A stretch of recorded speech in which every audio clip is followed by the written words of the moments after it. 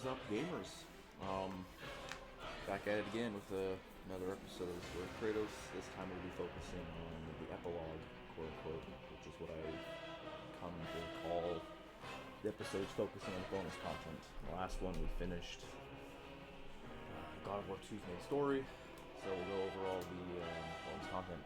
I'm going to do this one in two sections because I discovered how to get all the behind the scenes stuff for this game. I don't really feel like doing that right now. So I'm going to do all the gameplay stuff now, and I'll do that stuff tonight or later this week. So, yeah, let's dive right in. Talk about treasures,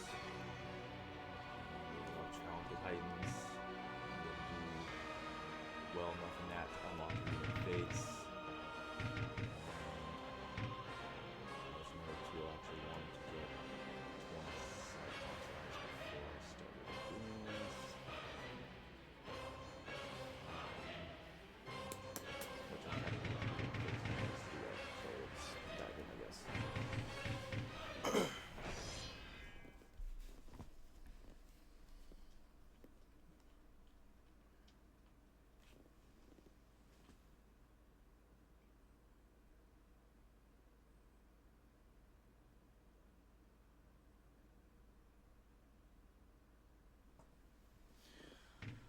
Alrighty, 7 challenges, straightforward enough. Rip out the Cyclops' eye before time runs out. Blind Fury, okay? Let's give it a whirl.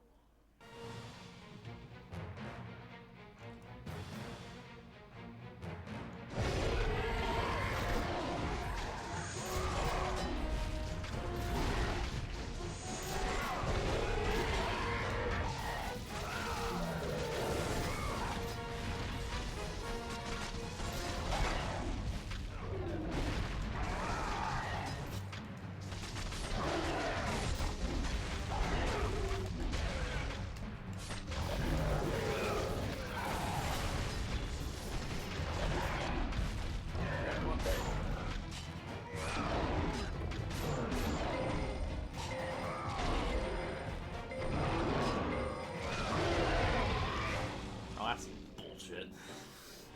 Damn it. Because you have to finish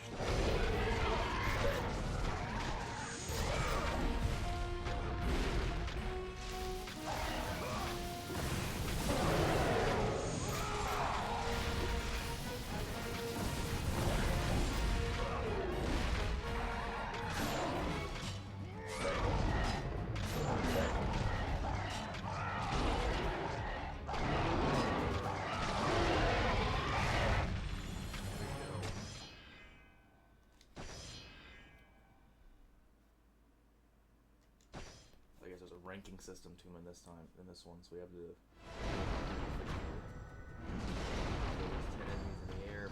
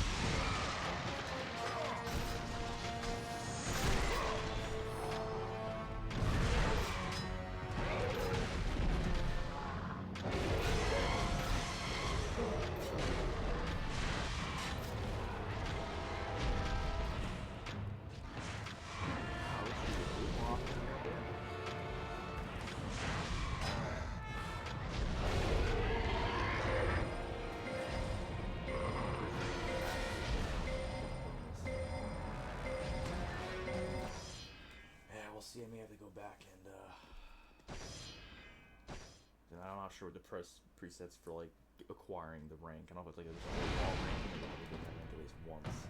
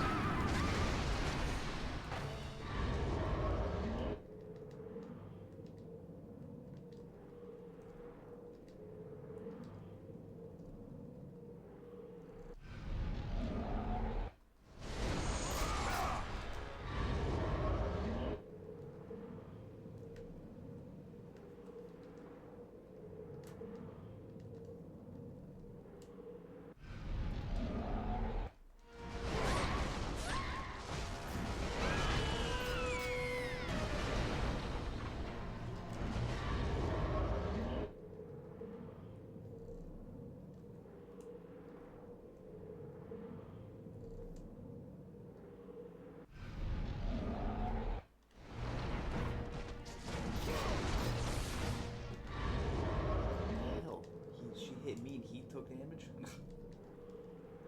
God damn it.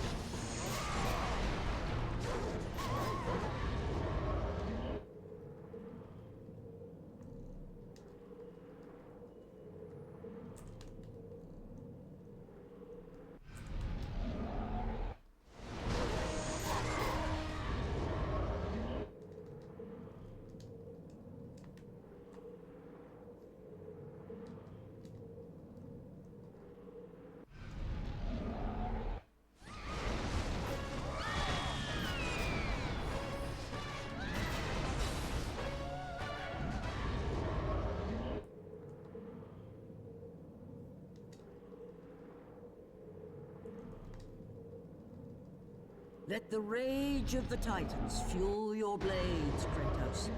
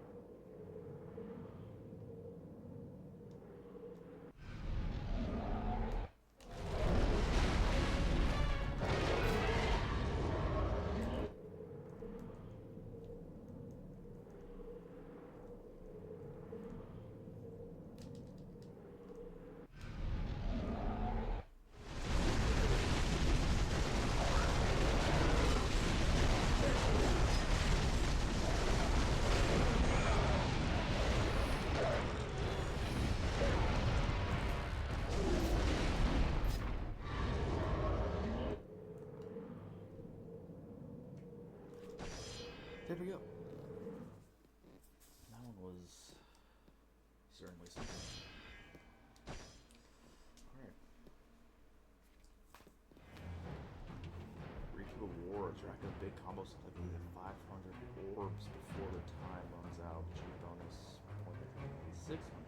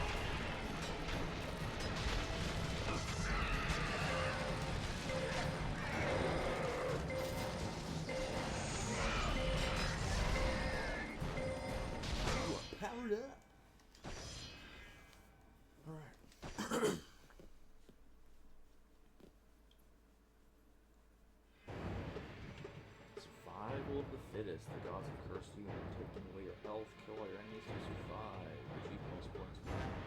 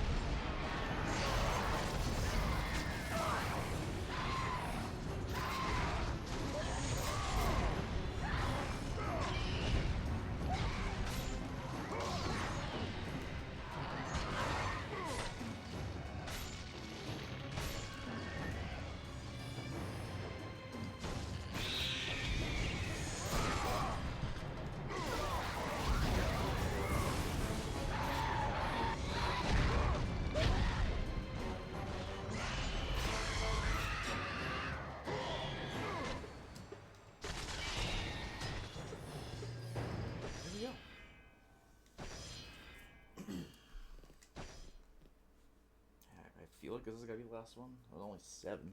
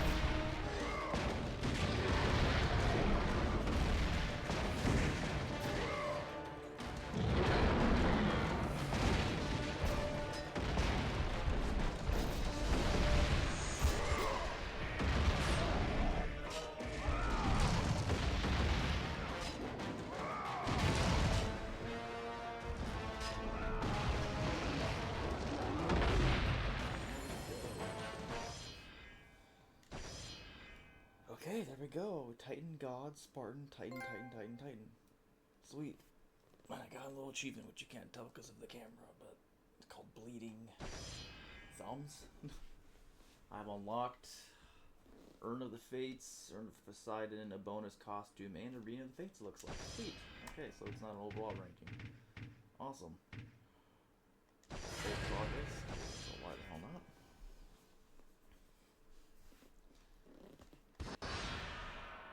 And then we'll turn to critters. Okay, awesome. We'll to wrap this up pretty soon. That was the gameplay.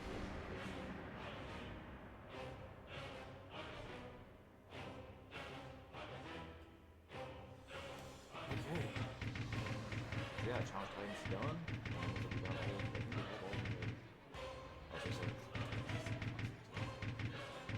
Gotta go to Challenge Titan. No, sorry, I clicked on the wrong one. Back. Turn to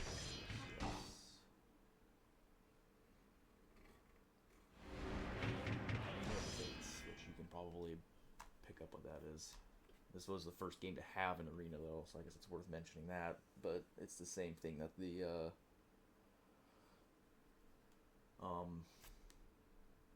what's it called? The Ghosts of Sparta had, where it's just arena mode. You can change your health, your magic, Titan Rage, and the difficulty be whatever you want. Backdrop is just the arena.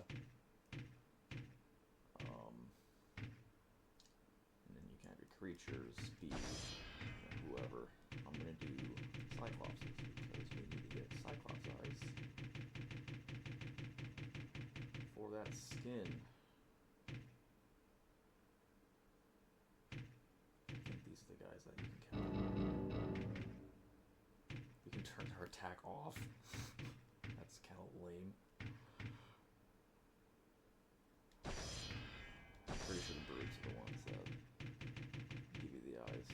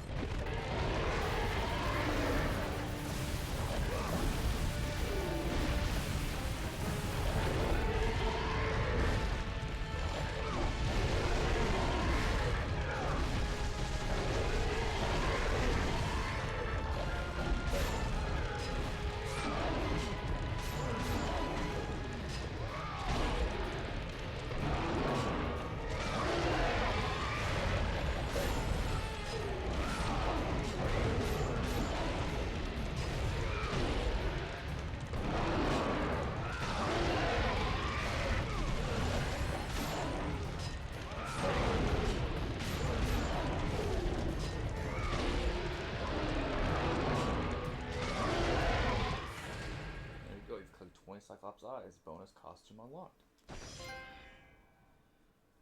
Yeah, I'm getting another trophy eyesore. Yeah,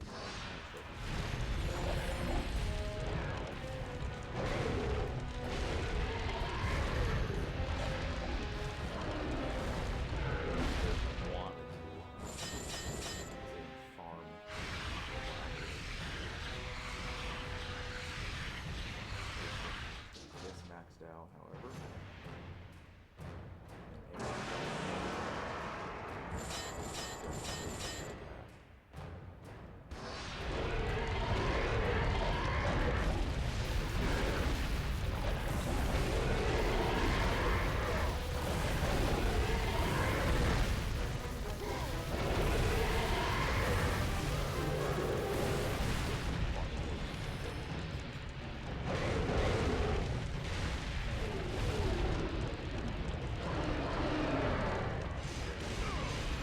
Yeah, maxing out the Blade of Olympus just making surgery attack as a projectile. I'm gonna do just a nice slow wave make Epilogue B and New Game Plus, which is how a New Game Plus probably should be.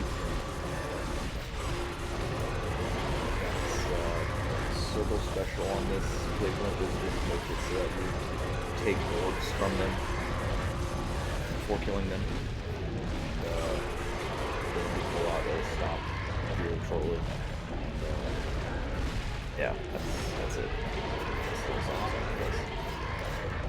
Something worth noting as well is that on the rage mode, which is clearly muffling out my audio, hence my having to add this post-recording, but you can block with other weapons, but when you use the blades, it does the tornado thing with your hit markers.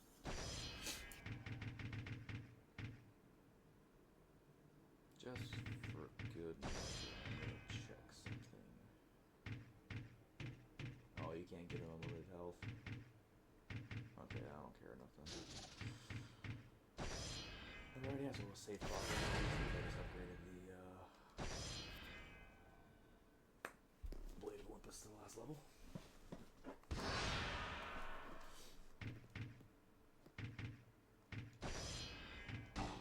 So yeah, there I should have unlocked all the items in the game now. So yeah, bonus cost of 1. The in-game movies, which are just high-resolution ones, they're only like 3 or 4 of the hyper-realistic ones, and then most of the story from it are just the ones that are in the games engine. So I don't think you go through those and all the credits. So that's basically it for treasures. So now I can play the difficulty for the New Game Plus and hardest mode to be the game in hardest mode regularly. That's what the little emblem on the right means. Bonus play being New Game Plus, yes, and with all these costumes of it.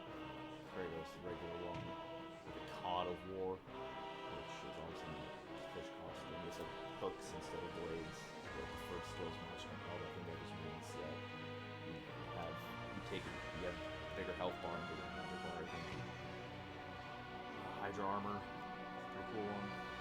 Looks good health. And then Dark Odyssey, that skin actually like a lot. So I'm kind of a kid. It's great with Titans. It goes down nice fast. I might have one with it on my shirt. The Athena costume, the Hercules costume, which I think is supposed to be damage. Which, funny enough, Hercules will look something like that in the next game. But whatever. General Kratos, that's also skin I used a lot. Some of this, on that one, and I think the Odyssey one too, the blades have a hint of gold, which I think is what they should have built by default. The first skills experience is more experience. And then God on the armor, which I guess means you just take less damage when you get hit. And yeah, there we go. On to the wiki.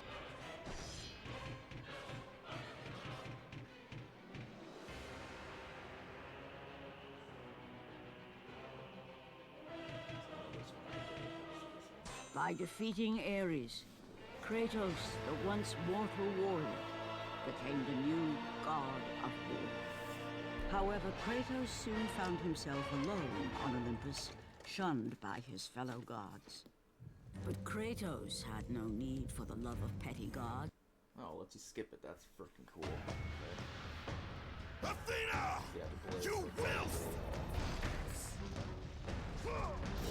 Don't let him open the door!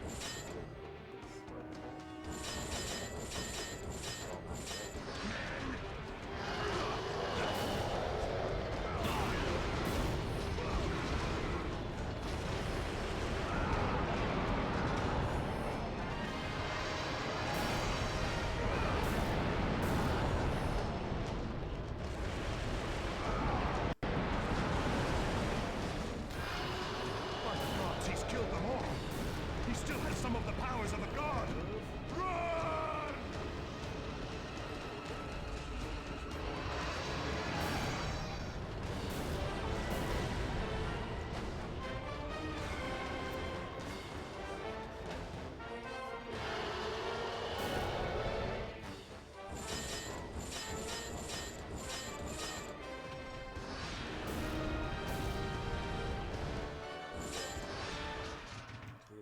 I don't know how you act with errands then. I gotta do it in the.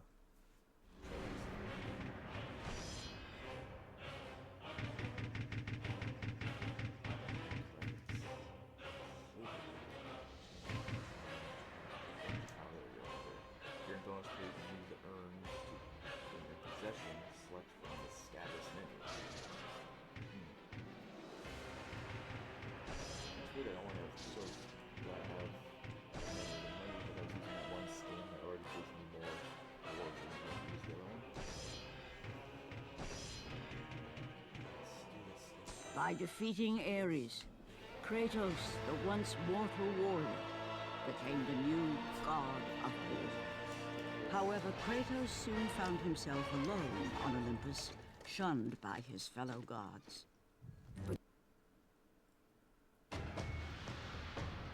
Athena! You will! Don't let him open the door! Zeus, guide our swords!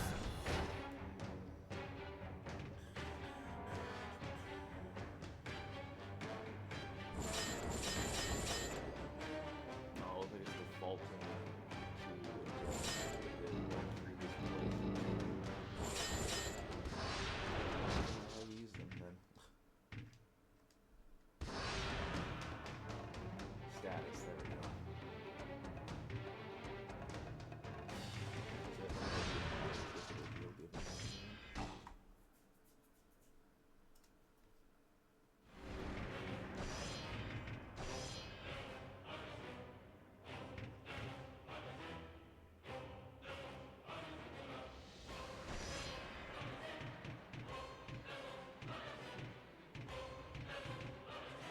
By defeating Ares, Kratos, the once mortal warrior, became the new god of war.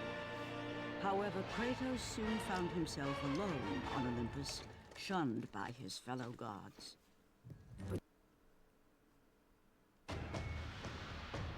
Athena! You will! This thing. Don't let him open the... Okay, there we go. So now I'll have the Kratos of course. It's weird how it works that way, but it's fine. See, I heard Gaia counting on the orbs, or the Gorgons, give you the weapons he did, and it's a skeleton. Magic, the regular Titans, extend time to perform combos, yeah, that's definitely cool. The combo counter just stays longer. Society Rage. This will replace the Kratos' Rage with Poseidon's Rage, which is cool.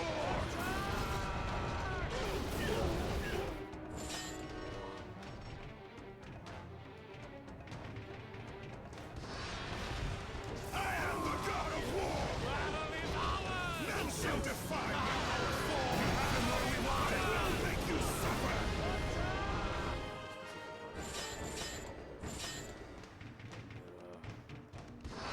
But yeah, there you go. Stay fast, men!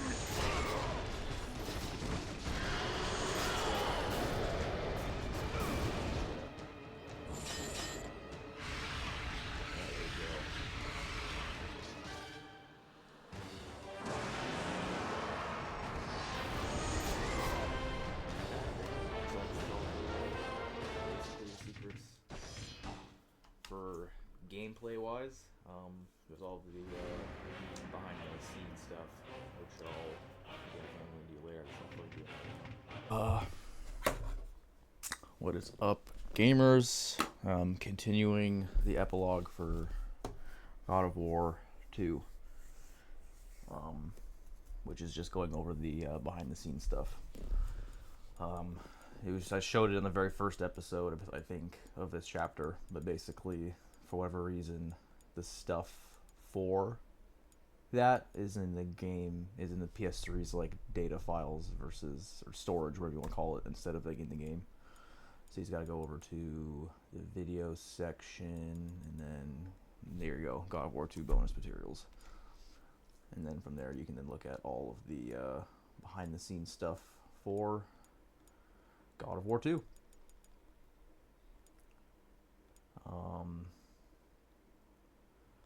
Which, yeah, I'm assuming 5'16" means 5 minutes 16 seconds, but I guess we'll find out as we progress. So let's just dive on in, see how it actually works, it not being in game.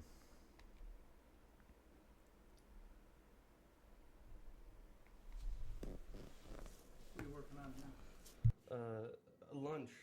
This is a monumentous occasion. This is the first lunch I'm gonna make it take to work, because so far multiple people at work and my mother have told me to stop missing lunch because meetings tend to go long and I never get a chance to eat. So I end up eating like a bag of Doritos. So now I'm gonna have an apple and a sandwich. This is my first title as game director. First time in the chair of game director. I expected it to be hard work, but the sheer volume of work and the amount of stuff you have to carry in your head and be on about all the time is staggering. It's huge. I'm such a fucking horrible sandwich maker. This shows my true inexperience. I want to take what we started and push it 10 times further, you know, get more of the story, more of the mythology embedded in, while picking up all the things that we felt, wow, we could have really done this better. All right, all set for school. You know, it's my face and my name out there that if this is bad, I'm the guy. You're the guy that fucked up God of War, you know, like, that weighs heavily. I truly believe that we are putting absolutely everything we can into this thing.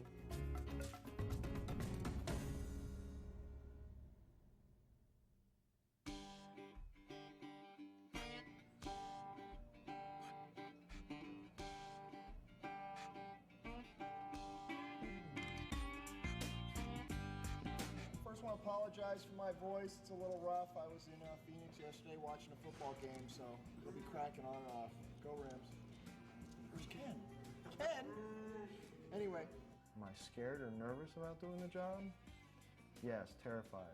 But the reality, and the good fortunate thing is, only when I get a chance to think about it. I'm not given much opportunity to think about it. We're starting to get to the point where we have a lot of stuff done, and it's going to be cool to start showing it to everybody. For the most part on the project, I'm, kind of an information person, going to different departments and like a sponge, soak up as much information as I can so I can direct people in the proper way. It's very, very challenging. At times it can be incredibly stressful, like right now. Let's get back to it. It's Rita calling from Sony. In terms of our new leads in the departments, and they're rising from a senior level environment artist to an art director, from an art director to a producer, from a lead animator to a game director. It's really a testament to the level of skill that each individual brings, that they have that multifaceted background, or at least the drive to pursue something and pursue it at 110%. So you can't jump onto the chain until you activate it. The way a game director works at Sony, you gotta have your hands in everything. Maybe much to the dismay of some of the other people, you're the quality control, you're the check to make sure that everything stays within the realm, the mythos that we've created with God of War. I'm in meetings right from when I get in, probably till about 7 or 8, sometimes later than that at night, and then I actually have other work that I have to get done, instead of just sitting around talking like a gas bag. So it sounds like I'm bitching about it, but you know what? It's not, I'm totally into it. I love it, but it's definitely bigger than I had ever imagined.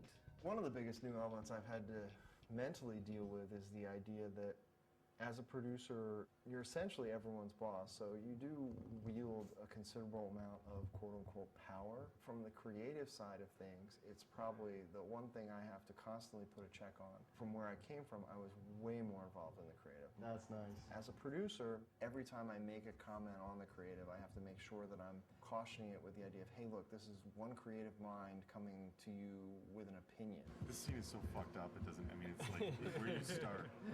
There's a lot to be learned about just interacting with people and keeping my cool as much as I can, and, you know, not trying to offend people. Like on the last project and up until I started as an art director, I was very blunt and kind of, sometimes I might have had kind of like, you know, a fuck it attitude.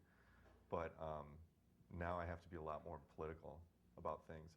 And it's actually like, the more I do it, the more I understand it, the more I enjoy it.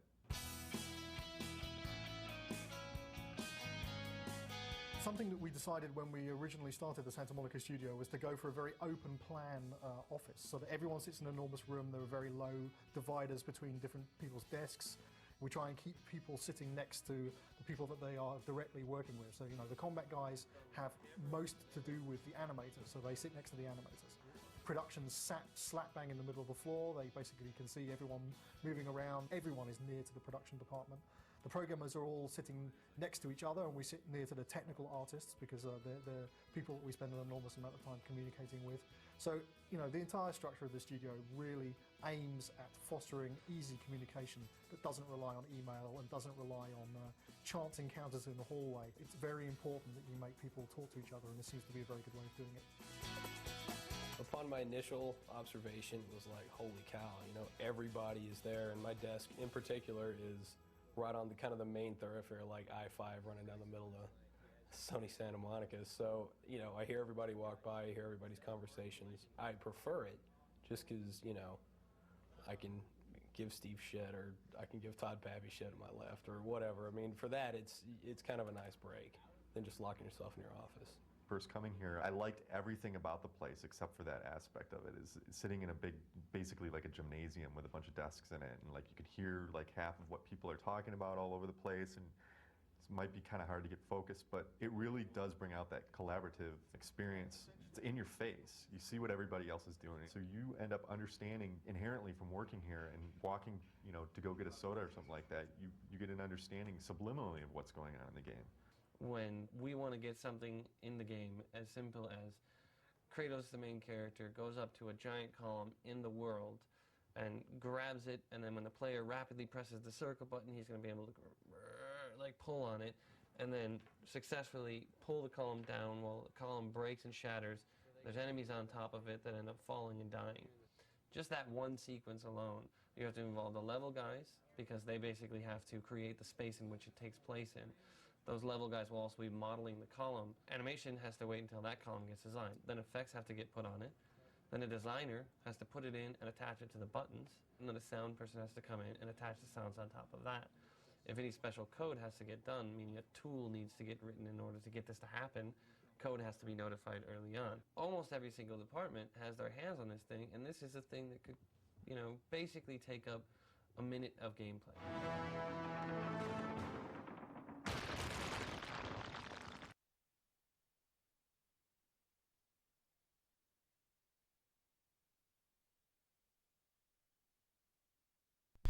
Alright, so that's how, yeah, fair enough.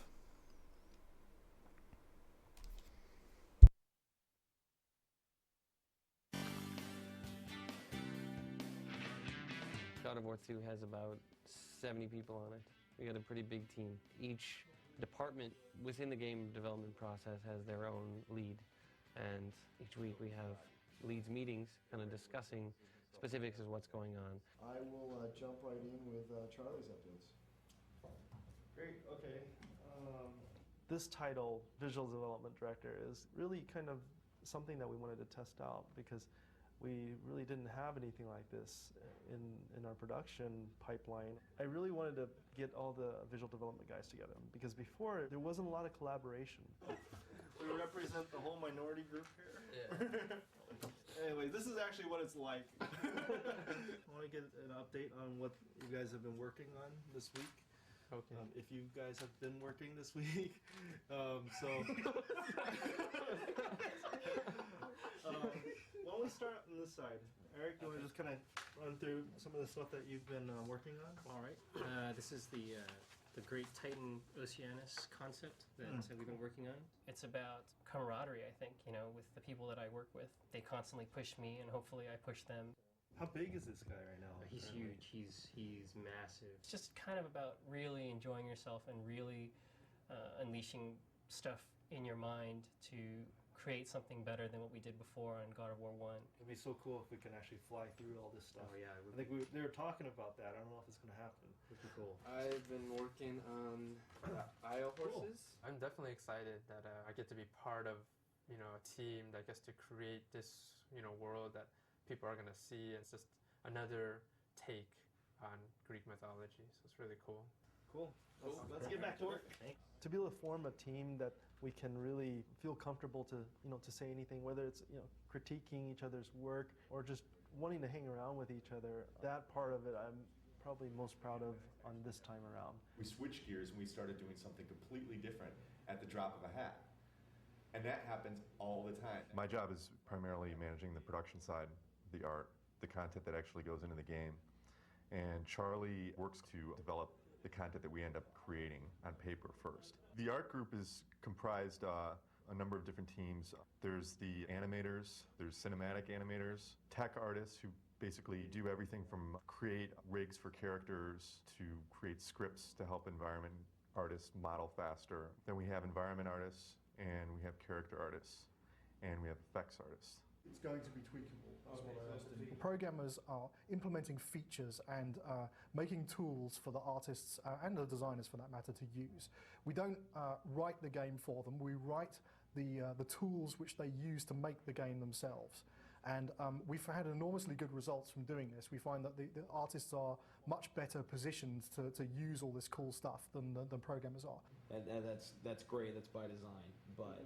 My job here entails managing the level design team, making sure they're on task and on track. Level design is a lot about coming up with the puzzles and the layout and the pacing of an area and coming up with the themes and how they integrate with the story. Yeah. A really good puzzle is you come in, you know your objective, but you're not really quite sure how to reach that goal or objective. And it's kind of the process of going through and figuring out and having that aha moment, you know, like, oh, I get it. And then you're able to like go ahead and solve it. And as long as it's not too like hard, not too easy, it's finding that sweet spot. Okay. You can trigger a camera from the lever that would transition, and then when you've successfully completed the lever, it'll be already transitioned, so it won't be like a big cut.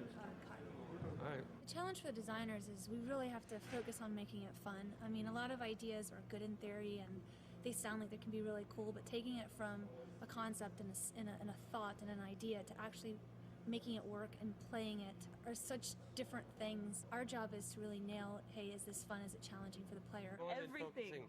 I thought you only been focusing on animation. No. Well, yes. Whole experience. I'd say that the sound needs a total rework.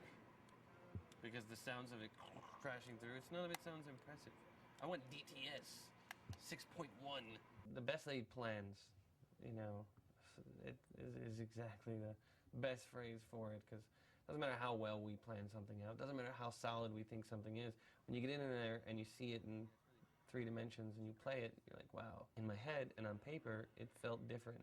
We have to fix this, you know, we have to change this. I'll magnify that by 1,000 because it's every single aspect has the exact same result. Each department, you know, art, animation, characters, visual development, programming, and design, that was pretty sweet.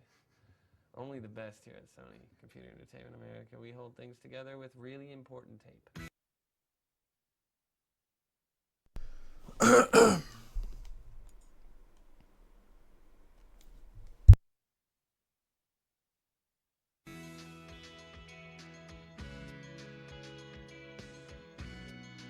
One of the areas that I'm most pleased with and surprised about is the fact that there are a lot of people that really banded around Corey and supported him through this endeavor. He's in a pressure situation, and without the team, he's left with nothing. I gotta say, it's way better than it was before.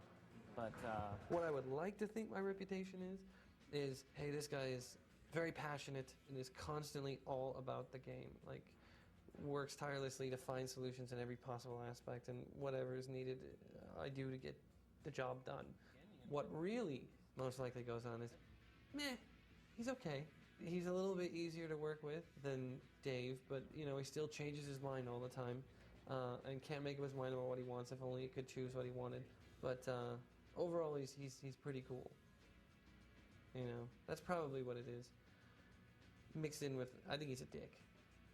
I let them win this time to give them a full sense of security. Corey's generally a pretty good guy to work with. There's been a few times, particularly towards the end of this project, where you could swear he's channeling Dave Jaffe sometimes. You know, he can be a very stubborn individual, but generally he's a pretty nice chap.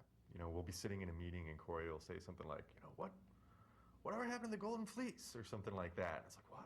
You know, everybody's like wondering what's going on with the Golden Fleece, and that becomes the new priority, and the priority isn't the Colossus anymore, it's the Golden Fleece. Well, the Colossus is a lot more important. The priorities change just like that on a dime, so it kind of changes the dimension of the team a little bit very quickly. Corey's a handful, and yes, Corey can be flippant, but it's all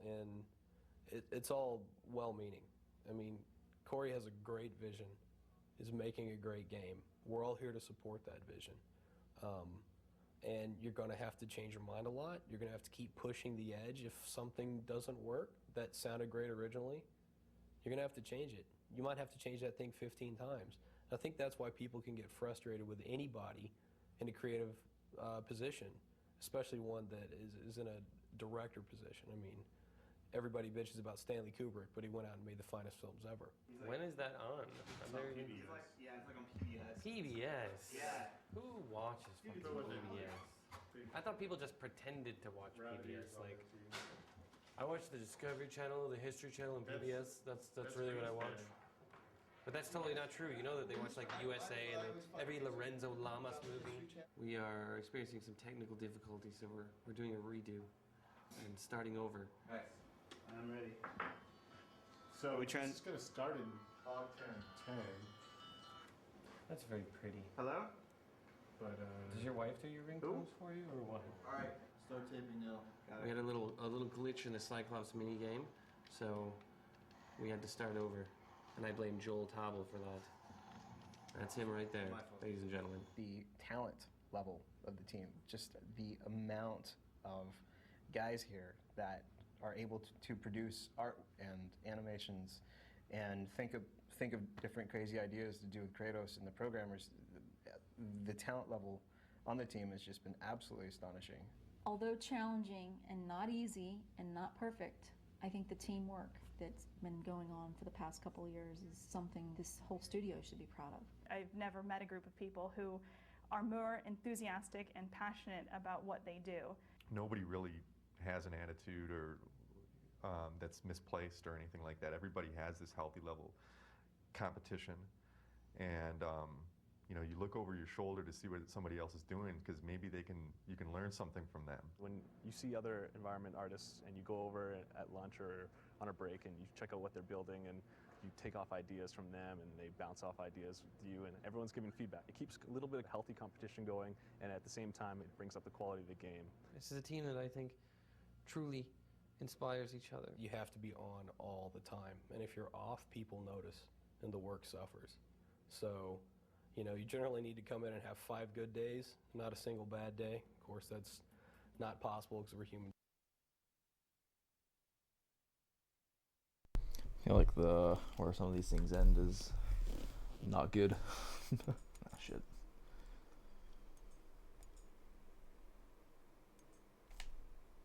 Okay. Yeah, I'm not going back at all.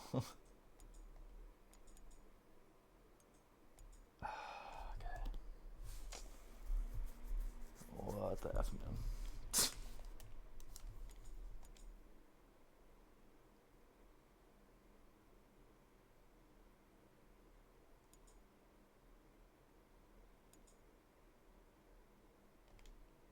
That was weird.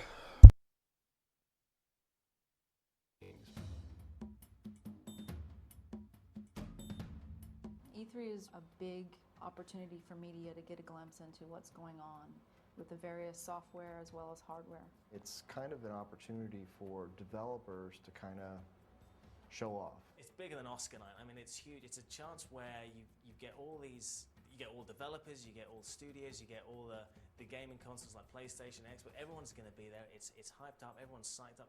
Everyone's just a fan of games. We are about to go into our E3 meeting, sort of a pre-E3 update meeting to kind of get a status check from all the key leads of where we're at on the entire game. And this is actually going to be my first playthrough of the E3 build all put together. And hope everything goes fantastic because we don't have that much time. After I hit yes or no on the progressive scan, what's the next image that comes up? Front end.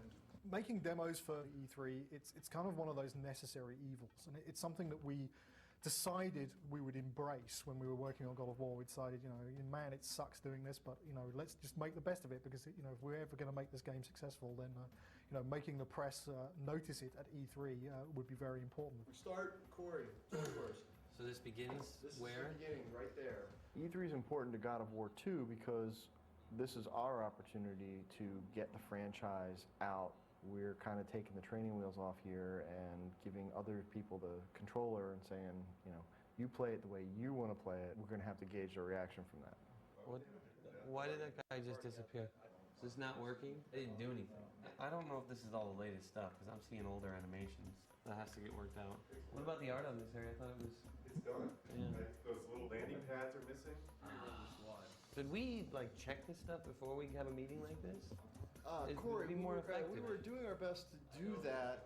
I'm not saying you're not doing your best. I'm just saying, would it be more advantageous? There feels like a lot of stuff like We this. broke. would. This We isn't wouldn't there. be having this discussion until 7 o'clock tonight. If that's what it's gonna be, then it's what's gonna be, right? No. So, I don't know, maybe if there's a lighting thing you do to kind of call attention to it a little bit more. I really want people to walk away from this going, fuck. I really didn't think that they could make a game better than the first one. We're just gonna trigger the Medusa to fucking jump you at this point. Right out at you. Like, she's big enough that she essentially almost fills the front screen and she just, right there and attacks you. Could she pop out? Well, hold on. From this angle, I don't want to swap angles. It'd probably be much lower to be more dramatic, but I want to stay in the hallway. I don't want to pop to other angles. I understand. Player's here, she jumps out, scares him, knocks him, boom, and the camera keeps tracking towards the Medusa, so you get close up into her face and then cut. That's a CS move. Can you do that? It's not a trivial matter. It's no longer simple. It's a non-trivial matter. It was a simple setup before, and it won't be that. Right. It's really easy to go through a production and go, okay, this is sort of working all the way. I'll get the last 10%, when we start heading down. Problem with that kind of mentality is always that 10% turns into 50, 60, 70% because it's like, oh, well, what I thought was going to work didn't. Now I'm back to the drawing board. E3 allows us that opportunity to just go, we're going to get it all done, and it's got to be done all the way. And it kind of is a little wake-up call for a lot of people. I think that's great. Well, Pegasus animations, just so the Pegasus himself feel like we're still in first pass with not a lot of stuff in there, and I thought we were going to be much further along. This is the new God of War 2. This is going to be our signature piece. Steve is the guy that has to basically jump in the middle of the firefight and calmly figure out how it's all going to get figured out. Bullets whizzing by all over the place, and he's got to figure out what's going to go on here. And, I'm over there with like a Gatling gun just firing bullets all over the place, throwing grenades at him. Hey, we should change this. Let's put this over here. What if we had rain in this scene? This would be awesome. Budget's going up in his head, schedule's ballooning out of control, and I'm just, like a kid who's found his dad's gun, firing it all over the place. He's not sitting around waiting for this problem to get solved on his own. There's a lot of animation work to be done. For whatever it's worth, it seemed like we've been talking a lot about like art and some animation stuff, but it seems like when we go through the level, there's no enemies in there. There's no a lot chests. of design work that has to go through. Pegasus is like almost like completely undesigned at this point. I totally disagree with that statement. You guys need to sit down and play Pegasus. I played every day over his desk. I mean, it's not. Right. It doesn't feel like. I'm not trying to. aside. I'm not trying to start shit or anything. I'm just saying like we've been talking a lot about the art. I just felt like the artists are here, And from a Pegasus standpoint, I had said I need to sit down with Chip and Aaron. The purpose of this meeting is just to talk about the things that we can do, then I basically have no place in saying that, I guess. Steak's coming from a really good place, man. He's a guy that I feel truly leads by example. You know, this guy shows you that it can be done by doing it himself, by really instilling that sense of pride within your own work, by showing that he has that sense of pride in the work. I'm not trying to start shit, like I said, it's just observation. Yes, you are, but it's a good shit that you're starting. This isn't a dig on you, so don't think I'm attacking you. But you fucking suck. No, but seriously, we gotta fucking step it up. That's it. Excellent. There are numerous red flags. There's a ton of stuff that really needs a lot of work. Stitching the level together still really isn't there. It's kind of duct tape together. Not even duct, it's scotch tape. It's scotch tape together right now. It's not even that much. We've got a lot of art issues, a ton of animations that have to get done. So we're going to have a lot of fun trying to figure that one out. It was a good thing to kind of get a status check from everybody, but we have a shitload of work to do. It was also mentioned that the projectiles that fire from Pegasus seem to be coming from the Pegasus's ass. Pegasus is kind of an interesting situation that we got into because it's kind of like developing a new game. Every step of the way, you know, you get one thing fixed and then you find something else that you didn't know about. So it's not like you can say it was broken, but it's a new feature that you need, and it's still happening right now. Pegasus is a different game. Might as well be called Pegasus. It doesn't look like this year we are making it with Pegasus, and it sucks for all of us, but we all kind of feel the exact same way, which is we don't want anybody to see it until we all feel 100% about it. So that's the sort of the double-edged sword of E3 is, you know, you can chase the demo, trying to get it out there, trying to show people what you got, but if it's crap, you're gonna pay the price. I was running the Pegasus push to E3, and to see that not make it was like getting kicked in the balls by a donkey. Very hard. I think in the end we'll be all right, but I think right now there's still a lot to figure out with Pegasus.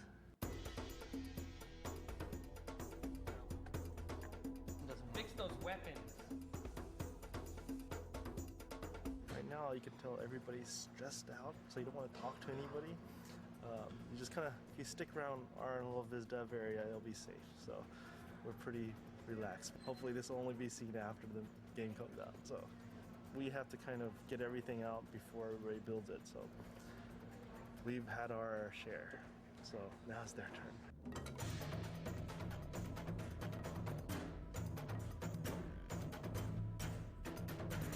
Can't go home until he goes home. I'm sleeping here tonight, man. There's no hope for you. There you have it. I'm sleeping here tonight. And that hole that is created, it feels like if we made it more extreme, like actual cracks right here on one frame. We got so much done in this last month. We lost a few years off of our life due to sleep deprivation, but you know, we got a lot done. They get to a point where they're just like, I don't know, should I attack? I don't know. Over here, they just want to love. So yeah, I don't have any idea why he's just decided now that attacking is not in his best interest. It's incredibly daunting knowing that the entire team is pushing themselves really hard and everybody's, you know, staying late, putting in lots of overtime and really putting everything they have into this demo. It's a much more tense environment than it normally is. I mean, everyone's really under the gun. A lot of pressure, a lot of tired people. It's not rocket science, no one dies as a result of doing it, but it's a pretty stressful job nonetheless. Lots of very passionate people working on the project, and that can lead to some arguments and stress. And there's definitely a few evenings you go home and you just want to go and punch something. The stress level gets high enough that I just try to mentally just stop myself from caring and just sort of robotically go about it. And no matter what somebody says to me, it's just like, okay, they don't mean that. I'm just going to keep moving. There's a lot of freaking out and then just kind of stepping back and just reminding yourself that, you know, it's a video game. Who controls the camera tween? Does anybody? Is it automatic? How's that work? The product is ours. We have the right to beat the living crap out of it. We have the right to be picky and brutal and evaluate it from the, you know, this is shit. This is the worst I've ever seen. I mean, we have the right. We're creating that. We have the right to say that. And I find that if we don't take that approach, or if someone doesn't take that approach, when we release the product, everyone else in the world will. There's a smoothness to where the animation needs to be, and it's not there. It's not about you're not doing your job. It's about the product isn't where it needs to be. What do we need to do to get the product there? That's always been my philosophy. I gotta say, the ending is low budget. It's truly a live or die situation. You know, I want to make a great game and I want to make a great experience, but if I don't, it's probably it for me. I hope not, but most likely it is.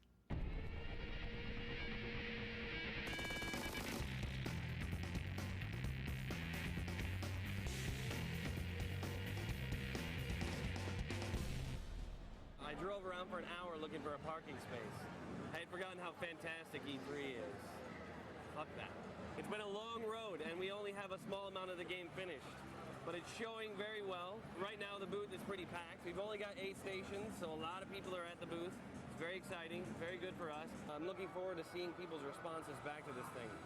Right now, I haven't heard anything, but seeing the crowds is definitely an inspiring thing. But it's cool. It's so surreal, like seeing the game you work on, like on the floor. It's awesome. Fantastic. I like the same gameplay with more intense moves. I like that you can do multiple grabs and that even though the guy is technically dead, you can still beat the crap out of him. As a consumer, I say, why am I going to go drop cash on a 360 or a PS3 when I can get that kind of performance out of my PS2 and a game that looks that great? That's awesome. I was actually kind of bummed out when I heard we were going to do this game on the PlayStation 2. You know, going to E3, I was just like, this is great. We're squeezing juice out of the PS2 that's, you know, looking at the games at E3. 99% of the time when I look at a game, I'm like, our game looks better. The day we ship our Gold Master, that will be the end of the PS2 era for me. And I'm going to be very sad. It's been, without doubt, the most fun console I've ever worked on. It's been a very, very good few years working on this machine. And I really feel like we're giving it a good send-off. I think at E3 to see even with the PS3 booth 15 feet away, we still had lines of people wanting to play the game and people really enthusiastic and talking about it. That's why we make the games. That's why we suffer. And that's why we enjoy ourselves, is because we want people to have fun playing it and to see people having fun playing it. That's what it's all about. Jared! What's up, Hans? How you doing, man? Dude, this is the first game I'm really actually proud of. I'm 31 years old and I still can't believe I make games, right? I mean, that's a trip. That really is kind of worth it. But yeah, it's incredibly rewarding to see people that actually are feeling something when they play this game. I'm like, this is the most excited I've ever been in my life. Dude, I'm totally geeked out. I showed up yesterday, I'm like, whee, you know, all happy. Nuts. This is great. Between hyped up, exhausted, relieved, stressed, I'm all over the map right now. It's been a pretty crazy day. I think the interest in the game is really high right now, and that's awesome. I think it's really encouraging to see, and I hope that we can build and maintain this level of media hype.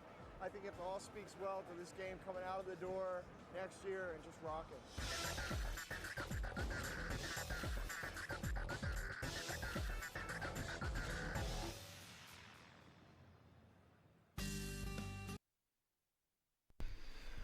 There you go. It's kind of cool for them to go over the Pegasus sequence. As I mentioned, it was a unique sequence, not really done in any of the games before, so it was kind of cool to see them go into the complexities of that.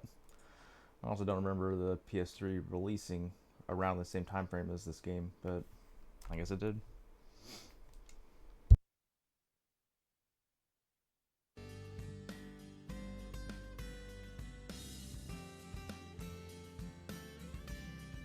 Alpha is all of the content that's taking up the proper amount of memory space on the disk, implemented in the way that it's supposed to be implemented, though it may not be fun, though it may not be perfectly, the emphasis on the syllable was wrong, perfectly implemented, and it may not be, have the final look of the entire thing, but the elements have to be there.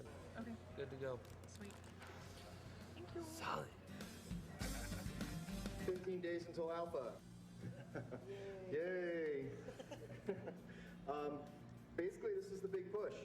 This is it. Basically, we're in the mode right now where there's the final things that we're putting together to put together the game. These guys are working their asses off, and I'm thinking about how to reward them. We have to do something. We have to get together and really have an opportunity as a team to toast each other, toast the progress thus far, and what we've been able to achieve in such a short amount of time, and with the stresses and the strains.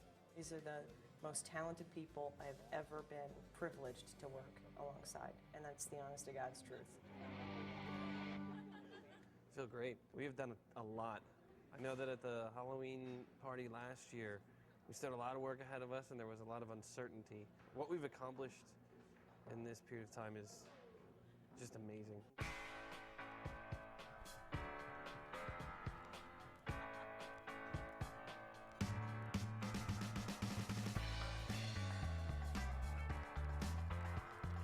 A lot of people are tired, but they're finding their reserve tanks, and they're finding strength or will to continue on by seeing progress being made in all the different aspects of the game and really being inspired by each other.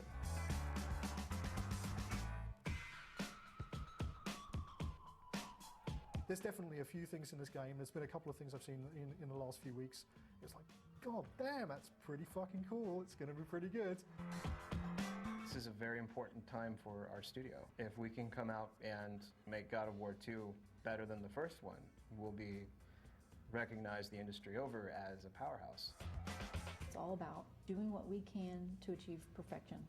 And I think we know we'll never hit it 100%, but the mantra that's never talked about, but the general force of the leadership here within the studio is let's always strive for it. I'm out to make the best game possible. The amount of time and effort and energy and life that I've put into these things, I don't get it back, so you might as well do it right. It's really for the fans of this game, and the more people that play it, the better that we feel. That we've really reached out to a lot of people, taken these people on an adventure, told them a story.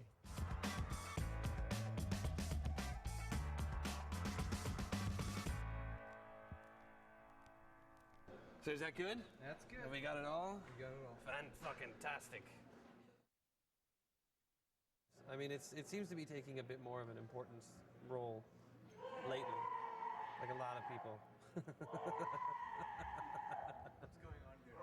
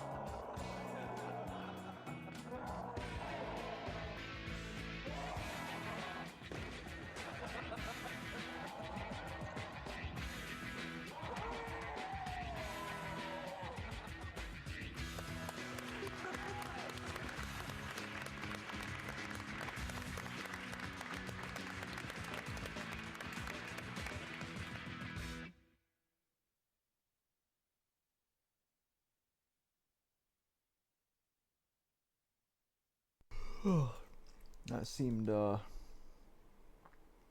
awful conclusive for not being the last one. But I guess that's just the making of portion of it.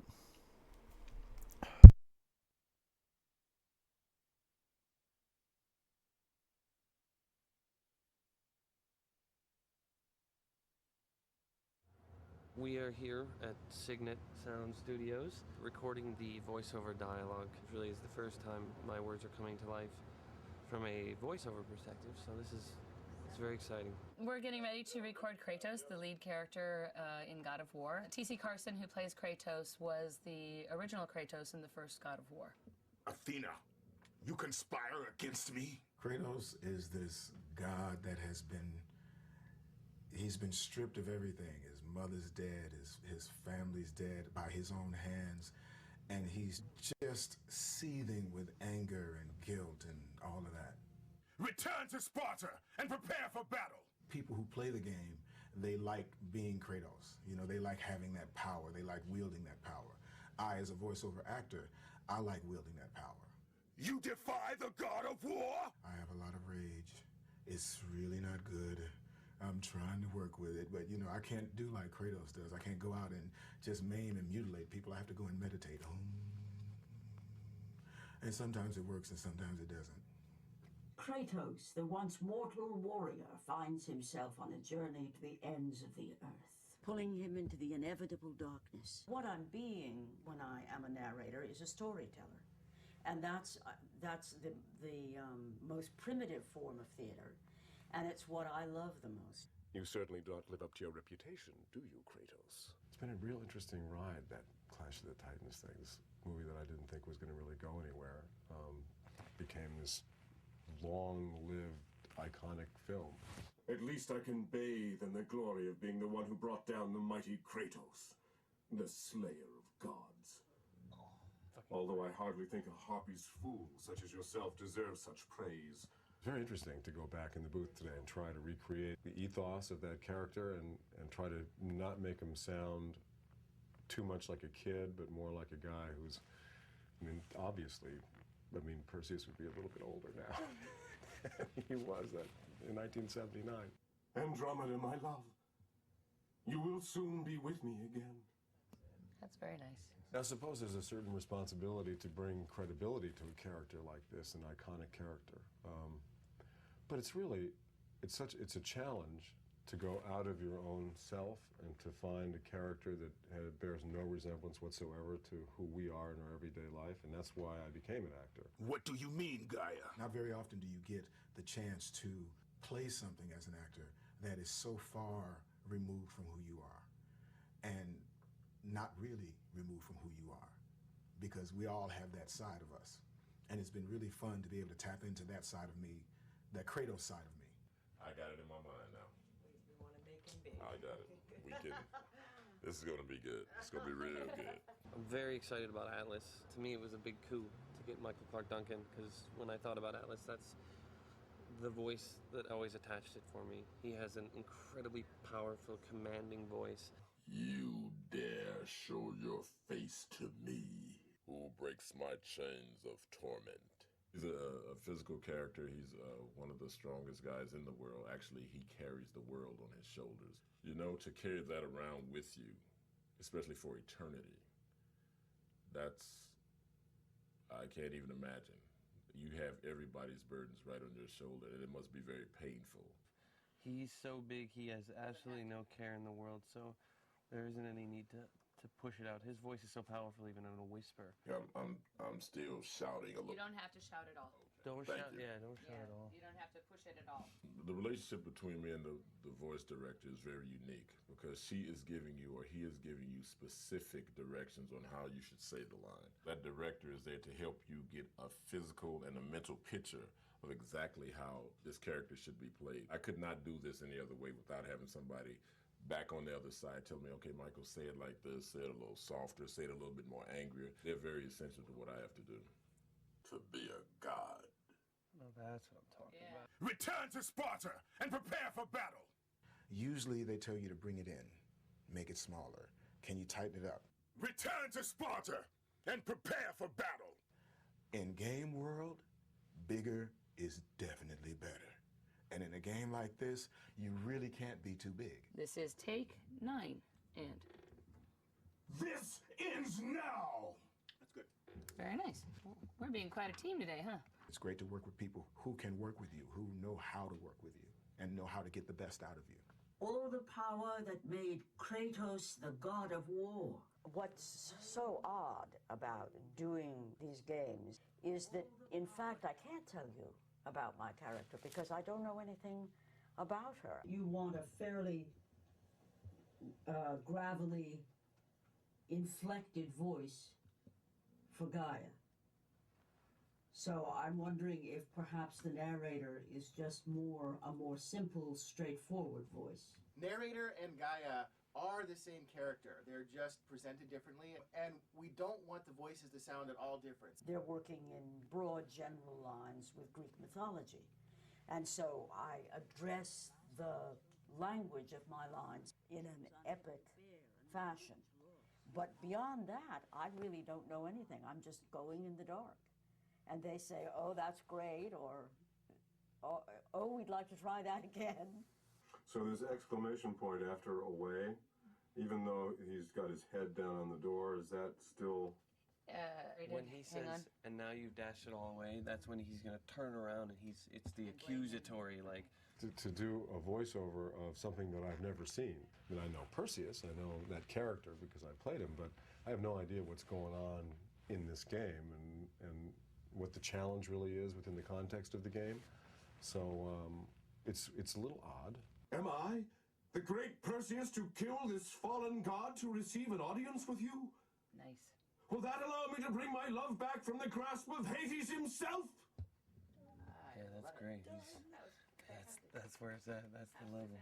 The people that create the video games, I'm sorry, fellas, but they're a little nerdy. You know, t-shirts, jeans, and, you know, they are really particular about their game. To watch them listen and see their game come to life is really a joy. But there was more resting on Kratos' shoulders than he could know. My nephew is a big gamer and has friends. Sorry. Has friends who game. If they're all as bright as he is, yes. Sounds like a very interesting group of people. Fight, Spartan. I missed by a long shot being a computer kid. I was one of those people who had to learn how to do it in my 40s. So you're not a gamer? I'm not a gamer, no. My experience with video games in general is that right there. But, you know, I'm from the generation where, you know, computer stuff is, you know, we getting through it. A war the Titans believed we must win. I used to play video games, the racing, and I got kind of geeked up on that, and found myself spending like 5 and 6 hours playing this racing game, and it just took too much time, and I said I should be doing something else more productive. To me, I don't get it. But then again, you know, I'm an old fart. Nothing will stop me in my quest! I will have my vengeance! I saw some of the pre-animation stuff, and they had put the voice in already, and to see the character move and to hear my voice come out of that, it was a trip. I would like to get that body right there. Maybe a couple more pounds, a couple more push-ups, I'll be there. It's a good thing I don't have to turn into that, isn't it?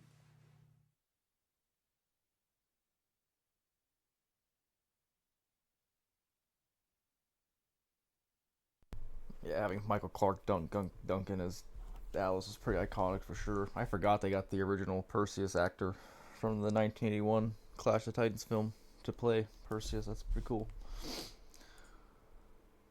Yeah, let's just continue on.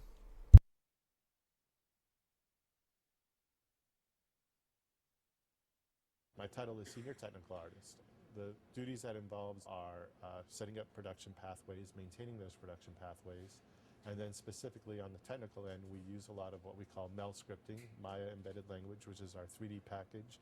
And we write scripts and tools and UIs and that to make certain processes as easy as possible for the artists to use. All our characters consist of simply a character hierarchy, which is his bones and his geometry and textures. And then we have a list of files elsewhere that are the animations. And we're able to look at those really quickly simply by opening each file, but it proved to be even more useful to be able to put them all in one file and look at them in sequence so we could see how the run goes into an attack, which goes into an idle, which goes into another attack. I think we're going to see some exciting results from the animators being able to use that and see their stuff a lot more quickly. I thought I was really creative, but then I found out that I was more technical in the long run. Okay, I guess I'll come up and look at it. I think I'm pulled away every hour. Maybe I get 2 hours at my desk on a hectic day. Sometimes I don't get to my desk, which is the worst. Hey, Jackie. I generally tend to know everybody's position. on what they do or can and can't do, and most of the bugs that come around. So I generally just get to fix it. It's probably looking for another camera. If I wasn't here, most people think that it might explode the entire building, but I kind of beg to differ, because if everyone pulls their knowledge together, we could make it through no matter what. Another problem solved. Just one more and a long day of solving problems. A good technical artist should definitely be creative, but the most important part is being technical. There's a character called Pegasus, and it's basically a horse that has big wings. The character artist that was working on the feathers was trying to figure out a nice way to make the feathers look realistic. We did a test with joints. We had 10 joints per wing that we used to move the different points on the wing around to give the effect of turbulence deforming the wings and the feathers.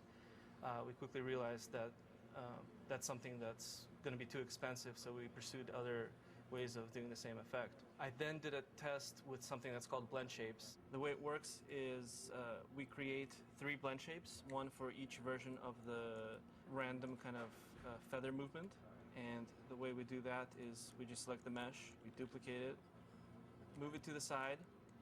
We then select the vertices where the feathers are, and then we use the script that randomly moves these points around. Here we have the 3 versions of the different feather effects, so you can see that these feathers are kind of randomly moved around on each version. So if I move this up, you can see it, the points moving randomly. And in the game, when we bring it in, it looks something like this. I really enjoyed trying something new that's never been done before, at least not in our game. When the challenge is, hey, we want you to do something grand, but on the other hand, we want you to make it as cheap as possible for the engine to run. And when this worked out, it was a really good feeling, and everybody was really excited.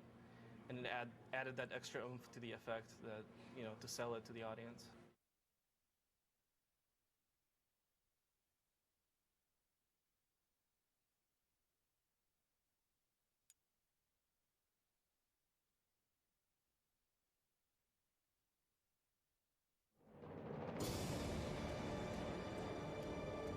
Upon defeating Ares, Kratos, the once mortal warrior, finds himself on a journey to the ends of the earth.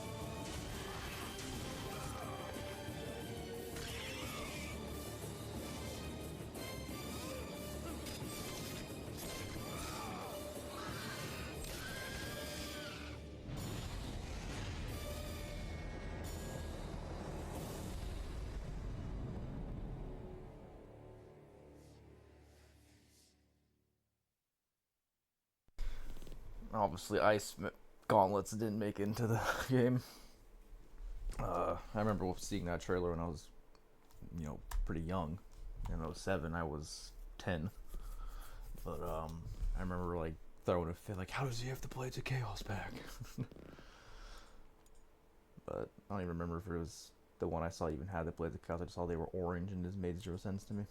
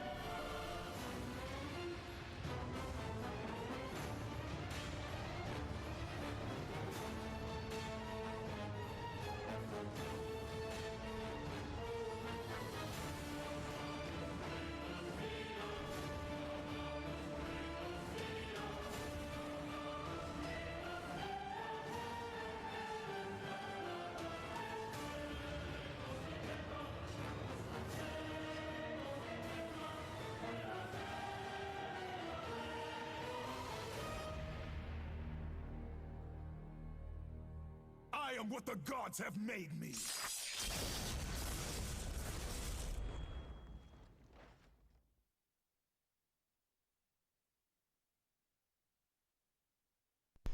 It would seem the measurements are not. Oh, I guess I saw the time, not the. Never mind.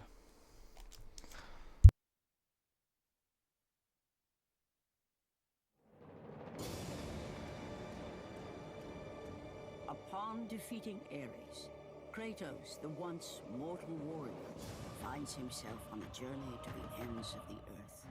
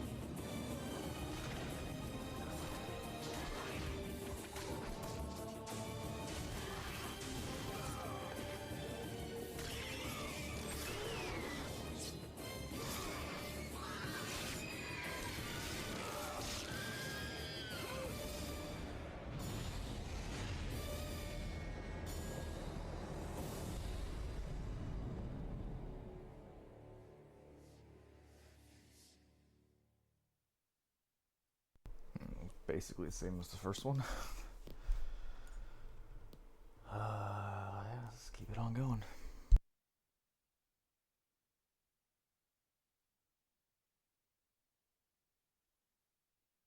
Hi, my name is Siso Kim. I was responsible for the environment concept on God of War 2.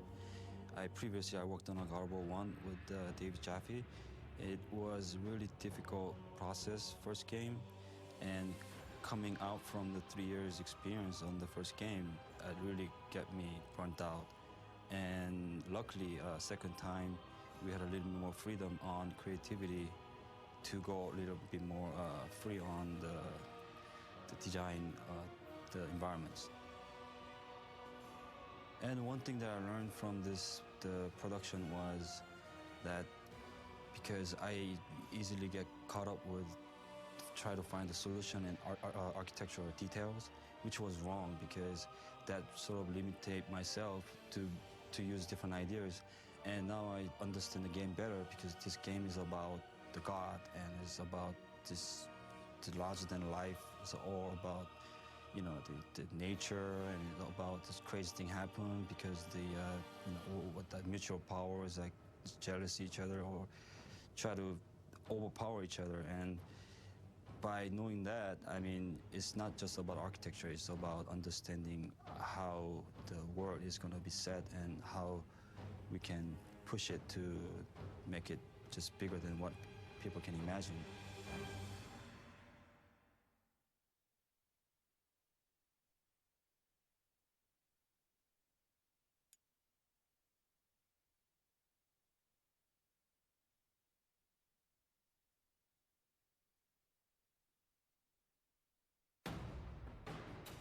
Hi, my name is Andy Park, and I'm one of the concept artists on the God of War 2 team, and I'm talking about the God of War 2 creatures. God of War 1 created a mass array of different creatures that more or less the audience is aware of, like the Minotaur and Cyclops, all the creatures from Greek mythology. God of War 2 has a lot of those same creatures, but they really try to take it to the next level. We're always trying to create creatures that are really just cool to look at and also to play or fight against, but we also want to always keep the mythological look. It always has to stay Greek, and as a concept artist, that's the challenge that we faced. A group of 6 or 7 of us that we had on this team, not steering too far away from the Greek and the mythological look. We did take the Minotaur and the Cyclops and a lot of the creatures from the first game and kind of give them a different spin, a different look. We're really trying to just kind of take it to that next level and also creating creatures that have just more variety than what you've seen from the first game. You know, there's just so many different creatures in Greek mythology. Unfortunately, we're not able to have all of the creatures in this game.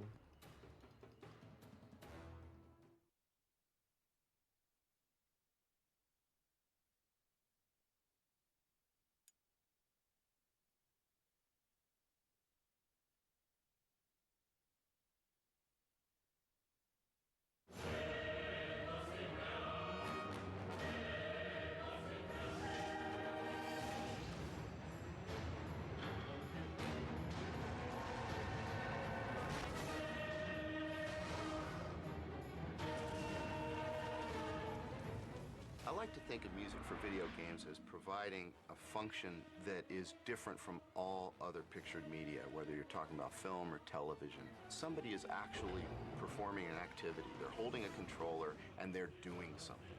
And so that musical score is scoring the gameplay experience.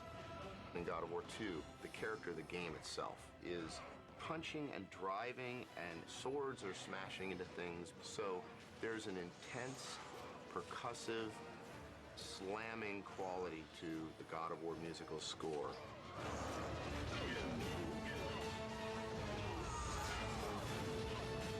The God of War 2 score really tracks the intensity of the game as if it's just another player in there, like another invisible actor in there, just raging right alongside Kratos. I think one of the most impressive things is the fact that we can have multiple composers working on this project and end up with a very unique, cohesive sound. We actually had 4 composers who are also on God of War 1. Gerard Marino, Mike Regan, Ron Fish, and Chris Velasco.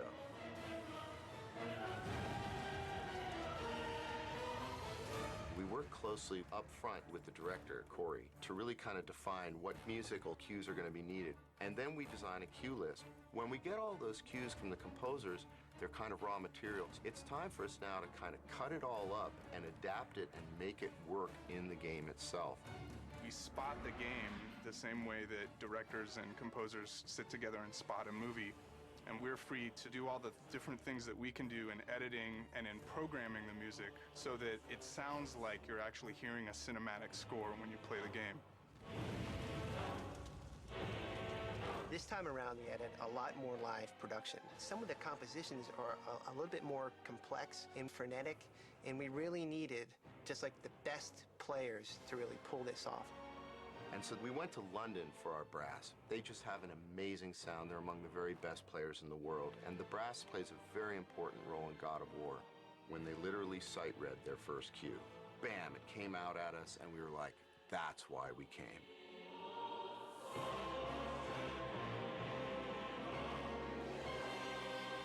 Same thing was true in Prague, where we got our strings, and we recorded a 40-voice choir. They got the music very quickly and put their hearts and souls into it. The live music then comes back and has to be incorporated back into all of the source material we received, and just sounds incredible.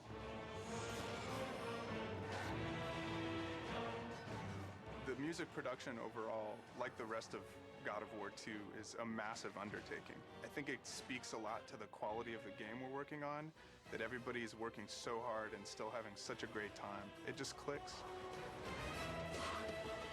You really need a great video game to be a vehicle for a great score. And that's what we have with God of War 2, just like we had with God of War 1. I mean, you end up with an experience that really raises the bar of what people should expect from a video game. We're combining synth tracks from the composers, brass from London, strings from Prague, choir from Prague, and all these elements coming together, whammo. It was like, okay, this is why we've done all this.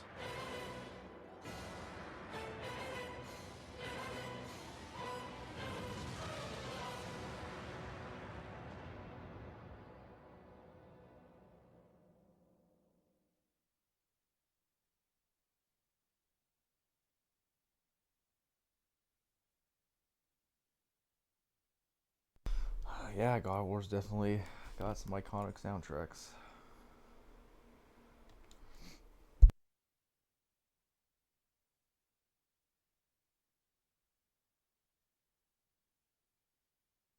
Today's important because it is the first playtest. It's the first playtest for the game, and it's the first playtest for me as a director. So it's kind of a monumentous occasion. The week, it was long. It felt like about a month. So, you know, a lot of late nights, a ton of effort, a lot of putting out fires, a lot of running around. But it's typical of this industry. Last night was rough for a lot of people, but they all pulled through, man. I'm wickedly impressed with this team. Yesterday all day, everyone's running around doing what they got to do and really kind of working like a well-oiled machine. So that was fantastic. It's problem after problem after problem, and we did as much as we could, and we got to the point where we couldn't think anymore, so we had to call it a night. Welcome to the first official playtest for God of War 2. Hopefully those guys are just smiling like, oh my god, this is the best!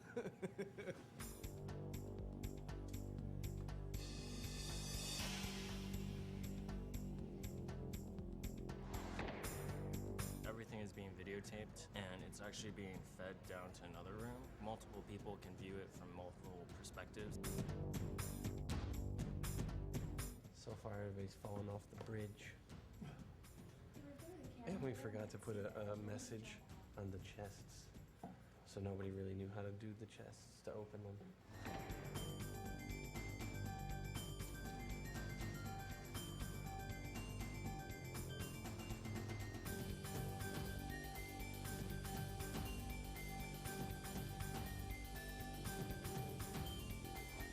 I think one of the responses would be, man, this game is rad. Everything you did about it is so good. You guys rock. I want to be like you. In which case I would be like, oh, please, no. We'd be very excited, but also somewhat bummed because we wouldn't get much constructive feedback about how to make it better. The other extreme end would be, wow, this sucks. The first game was so much better. What happened? What did you do to it? And then, you know, we would be sad. The third type would be the constructive criticism, like, oh, you know what, I felt this part was a little too hard. It would really be neat if you had better enemies. The level was confusing, and I got lost at this point, which would help us on our level flow, so we go, oh, okay, that's good, we can pick something up from there. So the third is the most desired response. Chat about just some thoughts. Good thoughts, bad thoughts, anything, just throw out stuff about overall experience of the level. Integrating the puzzles with your exploration as well works is great because I mean you're constantly seeing something new even while you're solving puzzles, which is pretty cool. They had great results. I feel honored that they worked this hard just to put together a demo for us to play. That's pretty cool.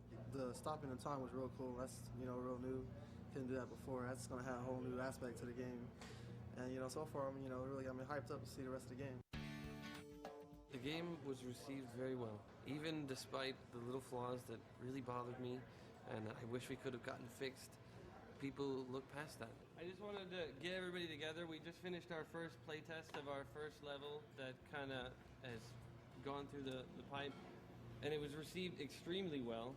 It was great to see everybody kind of pulling together, and a great moment for everybody to see people enjoy it. Those of you who are barely awake, go home. Yes.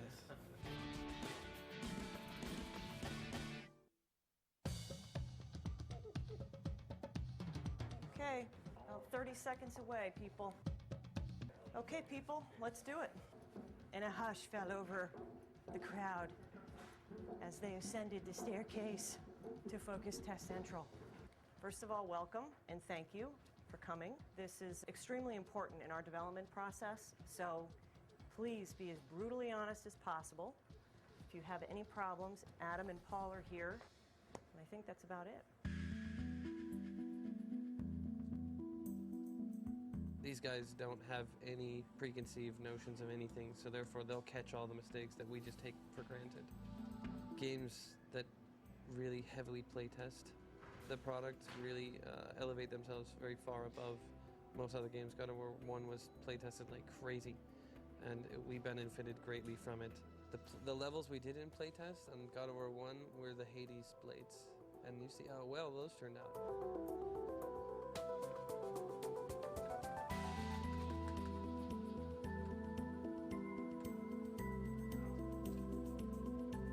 Oh, dude, the fucking bounty volume thing on the trainers.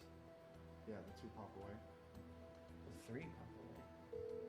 Yo. Hey guys, please keep in mind they can't use the wind magic. We're watching number 3 right now, using the bow. Please ask them to stop.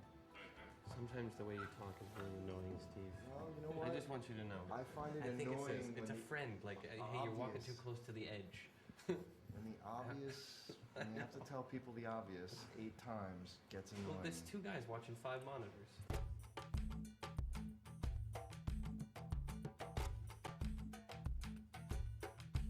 Absolutely feel free to say whatever it is. None of us get any better unless we find out what's wrong. So, do not hesitate at all. I don't know about the rest of you guys, but the surprise rock guy who popped out at you, like, freaked me out. It was great. I mean, I know if I'm playing at 3 o'clock in the morning, that's gonna scare the shit out of me. So that was really great. I'd like to see exploding enemies. Did you actually, on one of your things, say you wanted more screaming? Yeah. Okay. So, come on, that was good. See, I got a parking ticket this morning, and I was pretty pissed about it. And this type of game just makes me feel happy. Like, at the end of the day, if somebody fucks with me, I come to this at home, I just sit down, I beat the shit out of people, and they're like screaming blood everywhere, and I feel good. That's fantastic. This guy is, you know, the epitome of the God of War fan. He's the type of guy that we totally appreciate as developers because he's so freaking into the game. He's also the type of guy we're probably scared to meet, you know, in the real world, like in a dark alley or something like that, because he's fucking out there as his love of violence. I really wanted to see that thing topple onto an enemy's head and like smash him and have him like writhing in pain underneath the rock. He may be taking it to the extreme, but I think everybody has maybe a piece of what he talks about, which is, I've had a bad day, and I want to go home, and I want to vent my helplessness at a situation at work out on something, and I don't want to do it in the real world. I play this game, and I tear this guy apart, and I feel powerful. Thank you very much, guys. This is awesome. This is really going to help us. We fared better than I thought we would, especially with how down I was this morning about it, so I'm psyched.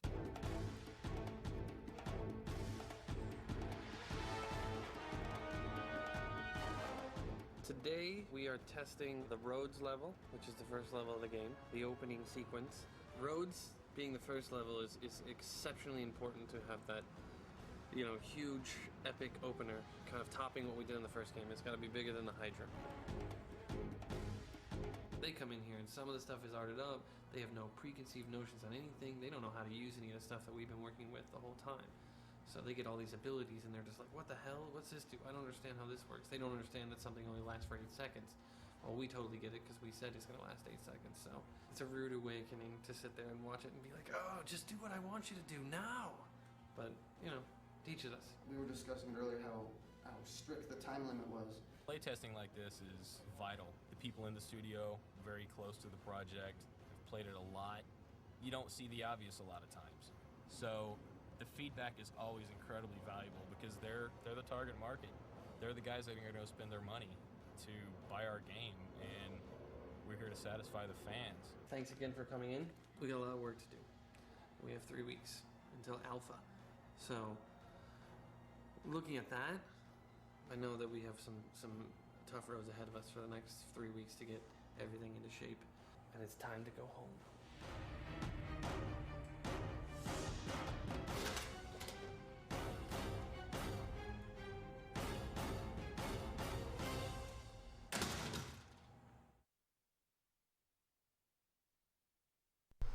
A pretty cool nod to the Hades blades bit. There's definitely, I've heard a lot of people from the fan base voice complaints over it.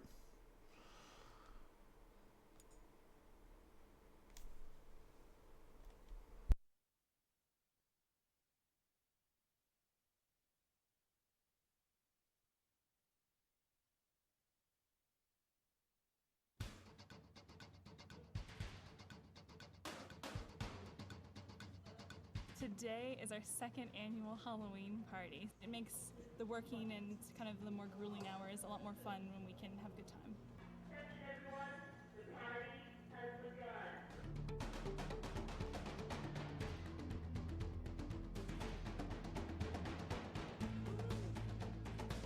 Tensions are high. I've just recently had to cut a level. We're I think 6 or 7 months to alpha, so I've already had to start hacking away at my baby. We had a couple meetings. We were in character meetings and we were in effects meetings, and everyone's kind of getting really tense and really stressed out. This is a lot of stuff. This is more than we thought. You know, the realization that you've got some pretty hard roads ahead of you kind of hits everybody, I think, pretty hard. I had a meeting with the producer afterwards, and he was kind of like, you know, maybe you should think about cutting Atlantis. And I think he was partially joking, but he was also a little bit serious on, you know, hey, you may have to start making some cuts. And I was like, look, I'm not ready to make any cuts. I had that cheesy, like, what is that, Project Greenlight the first year when he was like, over my dead body, we won't get that. And it was kind of how I was, a little baby throwing a tantrum. And then I sort of realized, wait a minute, maybe this is for real. But in the end, I've learned a lot from that. Not that I'm so comfortable with it that I want to start cutting shit all over the place or anything, but I know that that's going to come again. Most likely I'll be sitting here talking to you again about what I had to cut again, and maybe 2 or 3 times after that I'll just be like, I don't care, cut some more. You know, maybe we'll just be cut crazy. We'll release it on like one of those really small discs. You know, God of War 2, 7.5 minutes long. Just kidding, it's not even going to come close to that. The object of the game is to stomp out other people's balloons, much like other people's creative dreams, without having your own balloon or creative dreams stomped out. It's actually a great metaphor for game development. It's a group of people shooting at each other's ideas down. Are you supposed to stomp your own thing or not? That's not really true, but it is. I think if we can get all the balloons tied around everybody's ankle before they pop them themselves, we should be in good shape.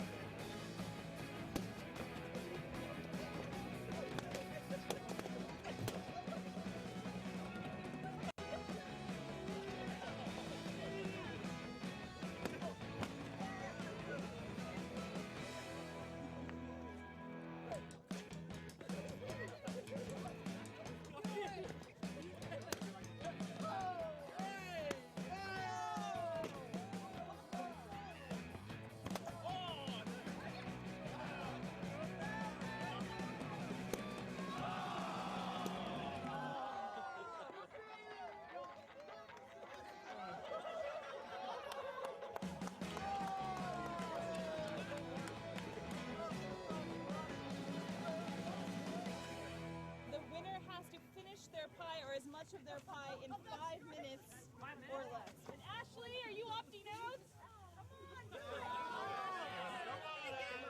You're talking trash always. All right, I'll do it just because I like talking trash.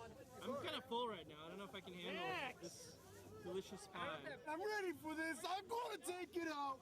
This is my pie.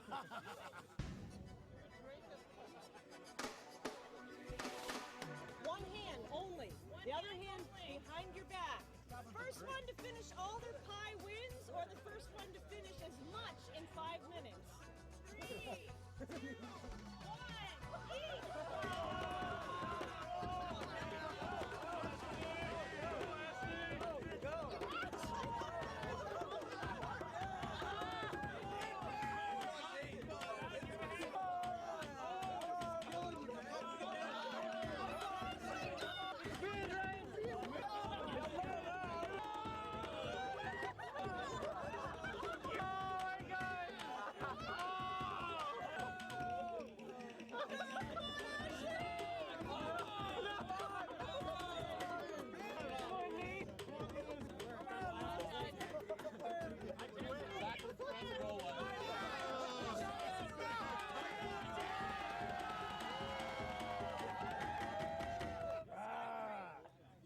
do you feel? Fool?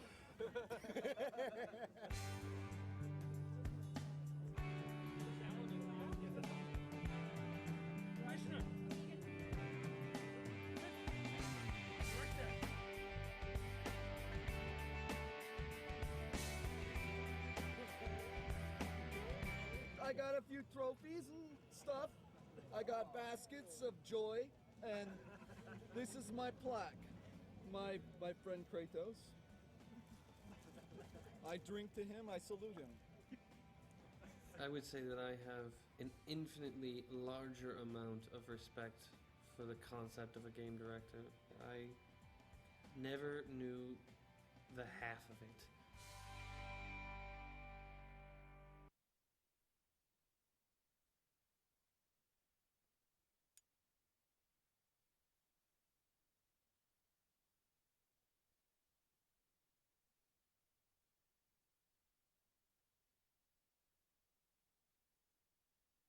I've never been nervous in public speaking situations, but I am a fucking wreck for this thing.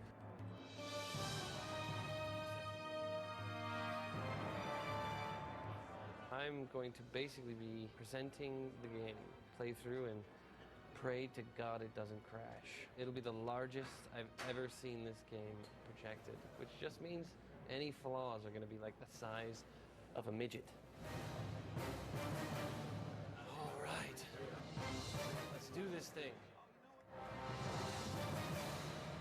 It feels so much larger when you have a projected voice. Awesome. We are so completely set. It's crazy. I feel like one of those weekend seminar speakers.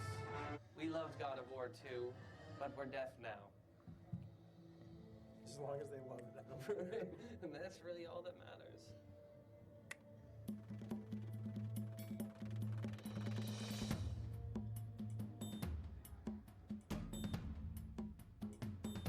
Like, feel loose. Feel loose. Feel ready to hit some buttons. The gods of Olympus have abandoned me.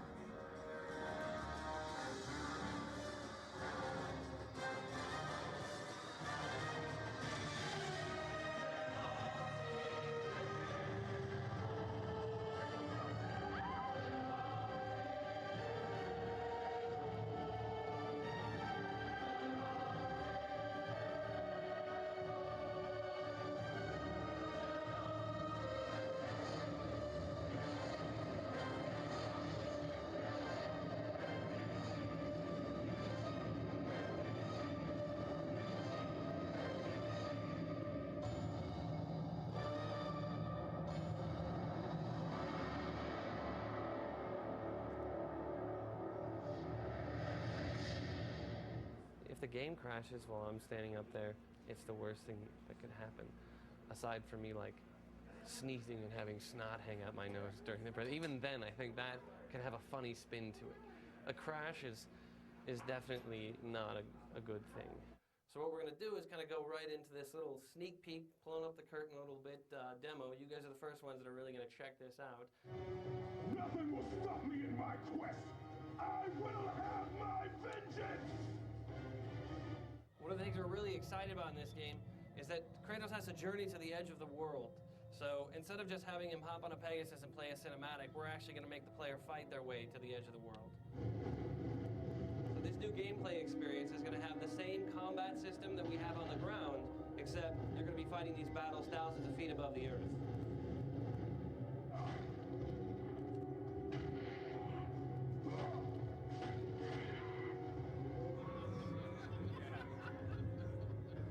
So that part of the game is actually not necessarily directly linking up to this next part of the game. We wanted to give you guys kind of a diverse experience. So as in the last game, we're really kind of mixing up the environment.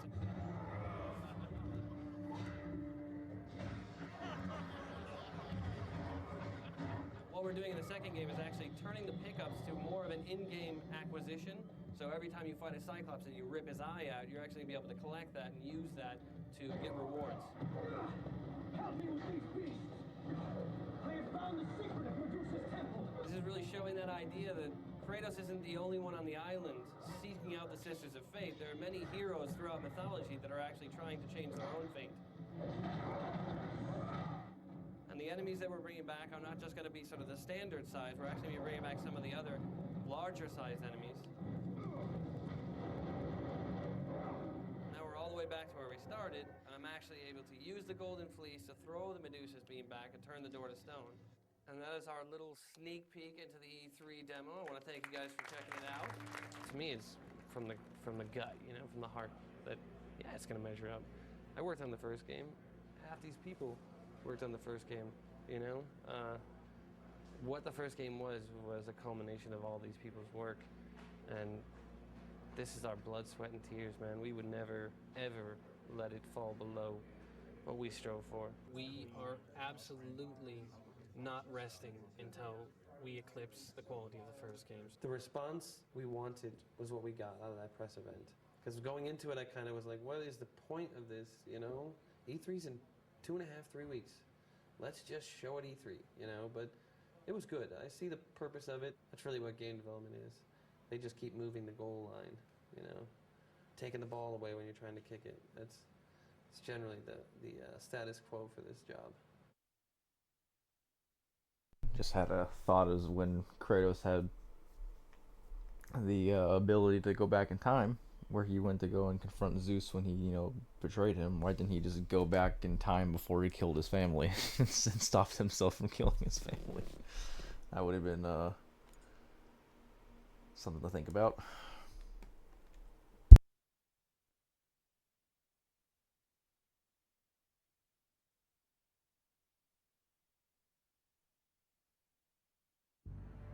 How you doing? I'm Corey Barlog, director of God of War 2, and what I'm going to do is give you a little tutorial on how to use the mechanics of the game.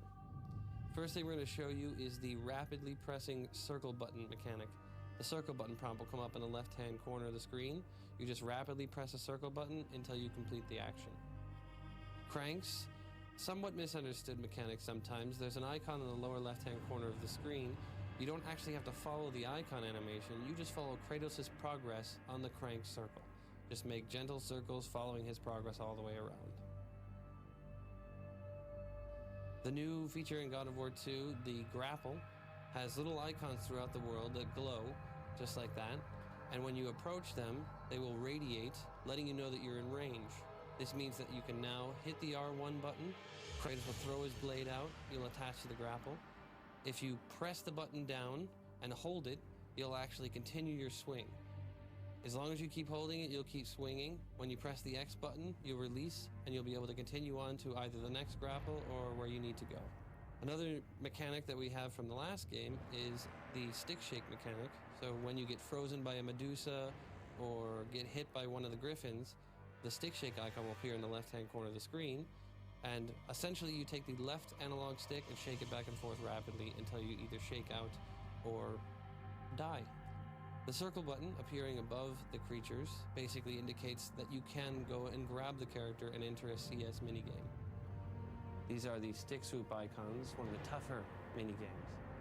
All you need to do is just follow the prompt on the screen with the left analog stick and make circles in the shape that the icon is there. It's pretty simple, but very difficult sometimes.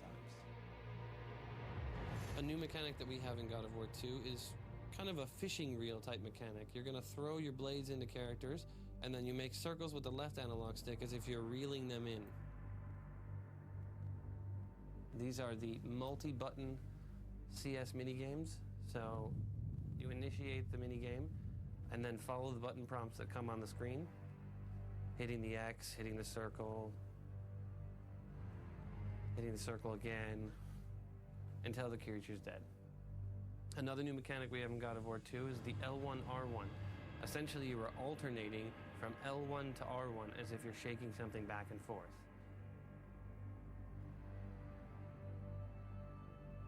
These are the Amulet of the Fate statues. When you are not in range, you can't activate the Amulet of the Fates, hitting L1 and pressing R1. But when you go into range, they'll radiate with a circle.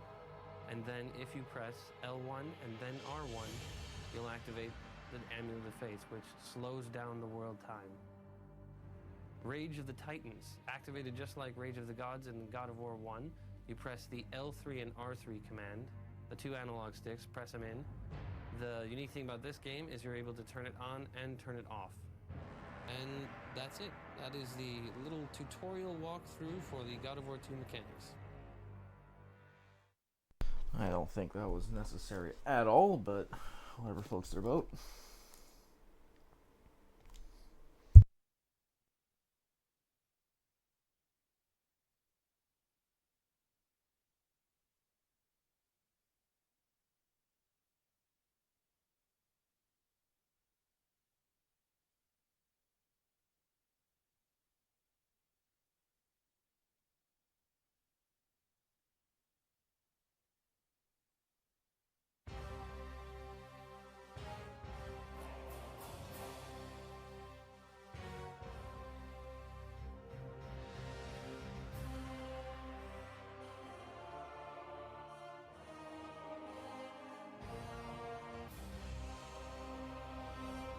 The description for Kratos was just, we want him to be badass. And that was the direct quote from Dave, you know, that he used the word that a lot, all over. So I knew that, okay, that's a definite, we need to get that. But at the beginning, we didn't even know if it was going to be male, female. Some of the sketches were actually a female Kratos, possibly. We're looking for anything that might work. This was just, it doesn't really look like much. It's some kind of alien creature. Or a little bit more comical. Big hands, big feet, a flame for his hair. It's almost like holding the weapon like a pool cue. Originally, I was feeling like maybe we need to kind of give him a little soft spot, you know, something that humanizes him. And so that was, we tried the whole baby idea, kind of like the lone wolf and cub, and figured, okay, we can't do a baby because we can't have a baby getting injured or anything like that. So I was, okay, how about I put a puppy back there, and Dave actually liked that idea at first, but just in terms of implementing it, it would cause a lot more gameplay issues. Eventually, Dave kind of went a different direction with it, and it's like, hey, how about you have to kill the puppy before it turns into Cerebus? I was like, oh, okay. The second stage is we went through a lot of different types of characters. Dave saw this one, he's like, oh yeah, it's capturing the feeling of what he wanted. The next big challenge was, what is he going to be using? You know, because I mean, this is a game, and one of the big things that we need to really push is, how does he fight? At some point, Dave responded to some chains that I'd put on him, and then at some point, I gave him 2 blades. But those 2 elements were never really put together. They're like, we need to hurry up and come up with something. And I think one day I was like, okay, I'll just go off to lunch by myself. I need to think about this. And went to Carl's Jr. I think I still have that sketch somewhere, and it's like a little napkin sketch. That was the first sketch that we started to go towards. Kratos with the double blades, big thick blades, swinging him around with his chains. As an artist, I would like to push him more. As a game artist, where we ended up, I think it works well. When I first started here, Kratos had the chain blades. The main thing, like the theory behind all of it, was to maintain the fluidity of the change and the fact that there was weight at the end of them, but not cripple the player because of it. Not like you'd have to sit there and wind up and go all over the place. It was actually just like a performance or something, which sounds, you know, but it's not. The biggest challenge, I guess, would be animating his blades. In the beginning, the rig didn't really support that kind of weapon, so there was an evolution in the way we handle all that. Now the animators are a lot happier. Actually, everything with the rig right now is pretty good. It's pretty easy to animate Kratos compared to the first game. Kratos was that sort of brutal, no-holds-barred, just vicious guy. What I was trying to put into it as well was it was sort of the violence, but it also had a bit of the style to it, so that you felt cool playing this guy. We wanted to keep the player interested, so we can't just do a rehash or recolor of something else. And so we struggled a lot with the powers and also the weapons. And in the first game, we had 1 sub-weapon, the chains and the sword. And so we knew that we needed to expand upon that. I really wanted to experience that being cut down to size, that fall from grace, and have the player experience that during play, like actually have to deal with all that, and then take a little bit of their own emotions of losing their powers, their frustration, and then it kind of focuses towards the antagonist of like, fuck that guy, he took my stuff. He looks more smoothly than the first game. Texture is more detailed than the first game. But actually, on technical side, it's cheaper than the first game character. This is a model with texture, and we use the green color to do all the transparency. Initially, it was very hard because design always asks for a lot of things, and my initial reaction is, no, we can't do that, or you're crazy. The tech group and myself, we kind of just beat our heads against the desks and we figure it out and we do it, and then we actually see it and go, oh, wow, we can push Kratos to a higher level. He has full facial animation ability. We could do fine weighting. All the in-game cinematics are using this model. We're able to get closer to Kratos during actual gameplay and combat without any of the thing falling apart, which is fantastic. That's a really big thing. He really, I think, goes through a lot. At the end of this one, he's denied again his vengeance, and he finds out something that the extras movie said was already so, but just bummed me out that we said that, so we're pretending that the extras movies aren't 100% there. So all the people out there who are finished the game and have gotten this and have said, oh, what the hell, the extra movie said that Kratos' mom told him that Zeus was his dad. I don't care. Well, I guess that answers the plot hole discrepancy I've mentioned in the first game's Treasures mode.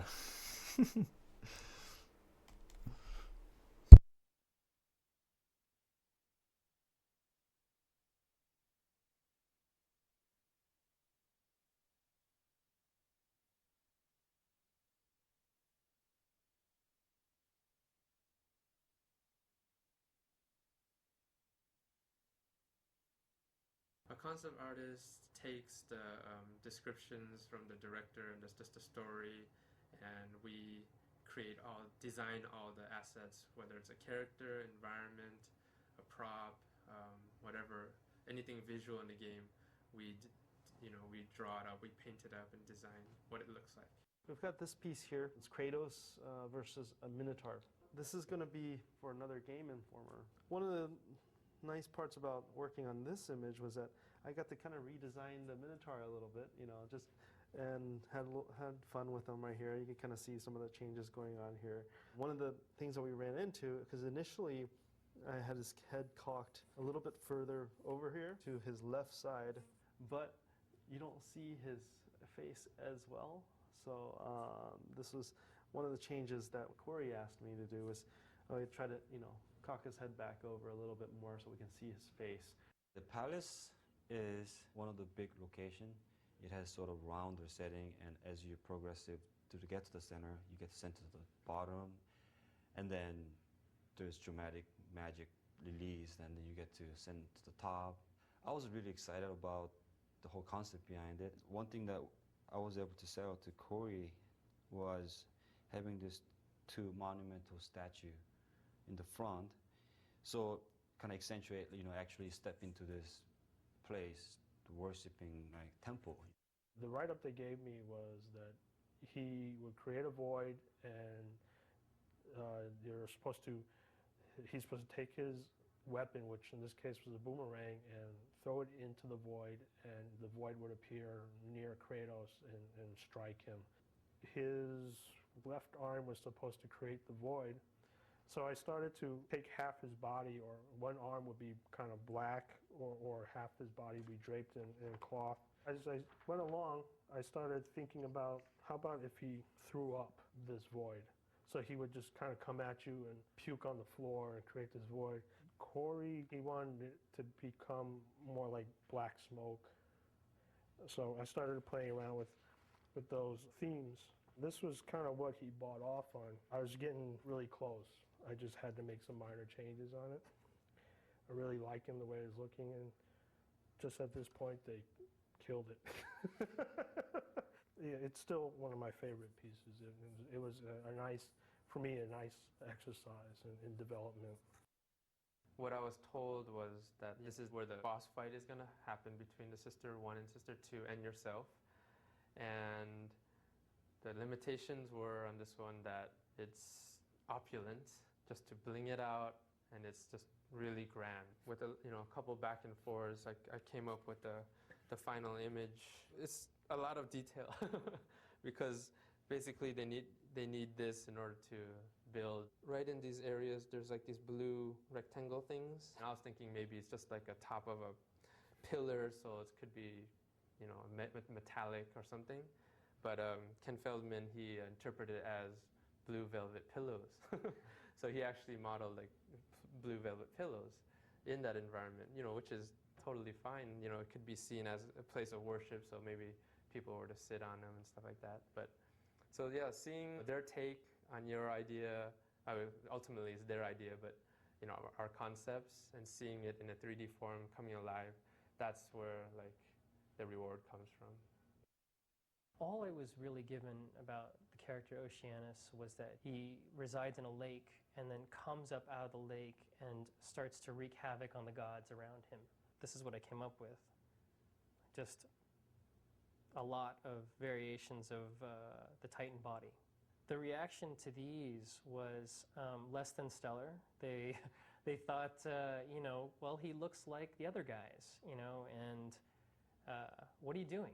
With the help of my VizDev team, we were able to kind of push it outside of the box and really make some strange, bizarre things. And my team pushed me and told me, let's make this really weird and not worry about how it works. Just make it cool. This had a much more favorable reaction, but not there yet. And then he keeps evolving, keeps changing into more of a water creature. The elements that took me to the next steps at this point was to abandon his legs. This is where we finally ended up, which was just this sort of whirlpool of water just shooting up into the sky with his fists and just, exuding power. Unfortunately, after all this work, Oceanus was cut entirely from the game. I hate water now. I really do. I just never liked it, don't swim very well, and this kind of confirms it.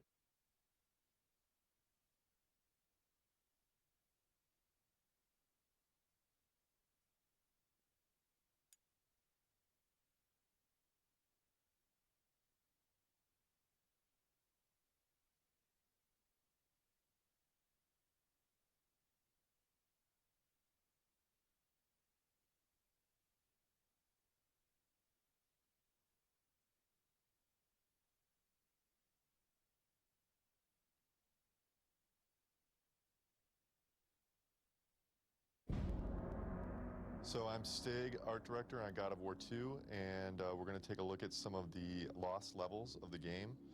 During the pre-production stages of God of War 2, there was a lot of time spent developing different art concepts, not only on paper but in 3D.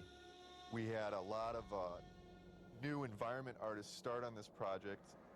Almost more than half of the environment team was fresh from other companies, and one of the things that we like to start them with is kind of building these test levels that gave them a chance to learn all the different techniques that we had created on God of War 1. But at the same time, it was good for the whole team because these guys came, they were kind of the rock stars of the companies that they worked at before, and they came here with all sorts of different techniques and methods which they shared with the rest of the team. That's a big reason why you've seen such a big jump in the graphics between God of War and God of War 2 is because we got all these fresh ideas.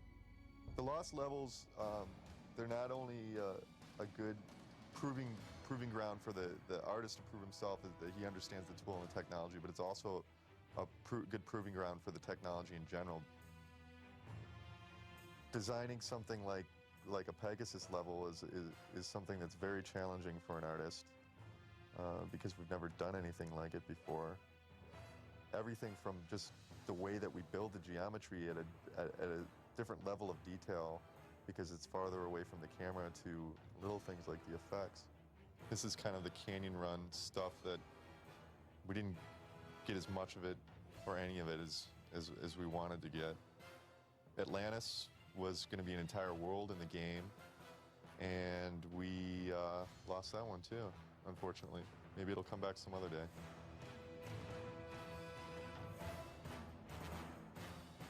This is almost a complete level, pretty much. I mean, we had a lot of everything from the visuals down to all the scripting of the events and explosions, AI placement.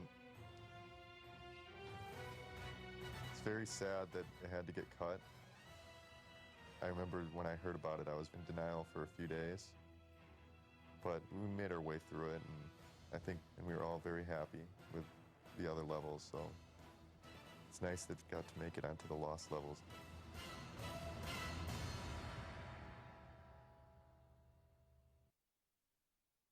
So yeah, unsurprising, which is probably not uncommon in game development, is some of those lost levels got thrown into other games. Both Sparta and Atlantis appeared in Ghost of Sparta. So, there you go.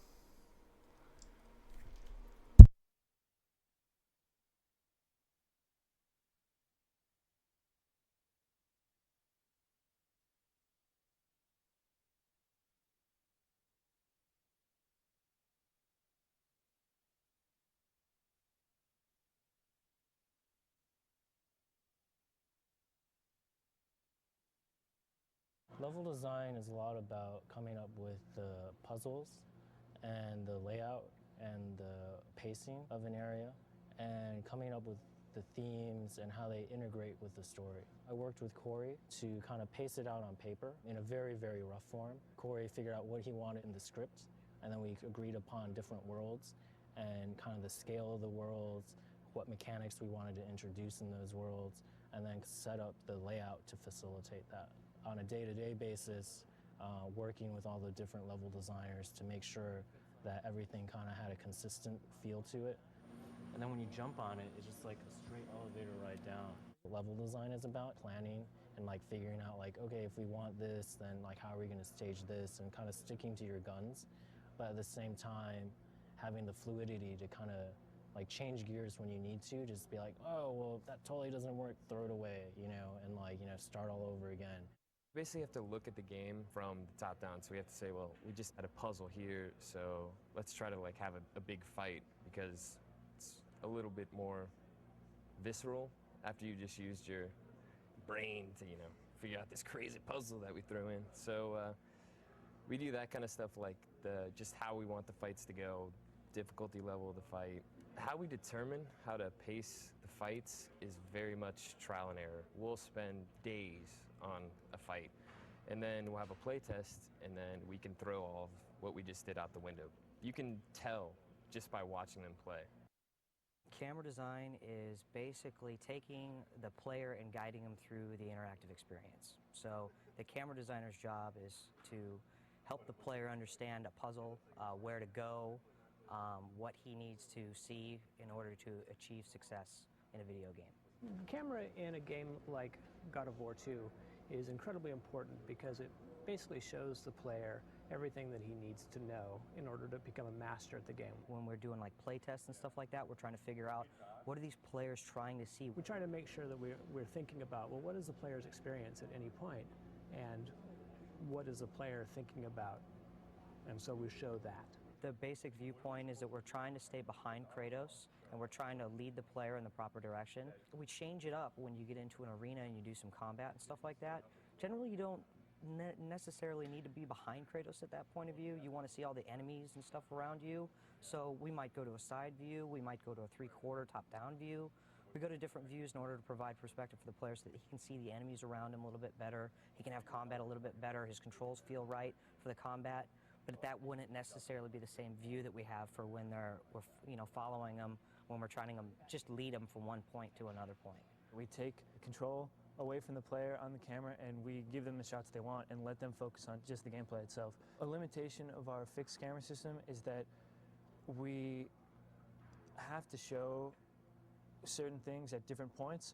So a lot of times we set up what's called a cut camera, and you walk into a room, there's a lever on the other side, and we need to let you know that that's where you need to be. So we'll zoom in on the lever, show that, and then back out and say, okay, now do what you want, but we pretty much just told you where to go. You only notice the cameras when they're bad. So I think that if you don't notice the camera work, I think maybe we're doing our job right. I get the most satisfaction when I've completely designed a space, and a room or a wad, we call them, and I pass that off to the artists, and then the artists dump all their art in and pass it off back to me. And it's the first time I see it, and it's all fully arted, and I'm like, whoa, this is what I designed? This is what the artist did with that space? This is the sheet version of the level. This is the start point and the spire. It's just a sandbox for us to go in and figure out exactly how the design is going to work. This is after the sheet version that I just showed you was sent off to the artists and then returned.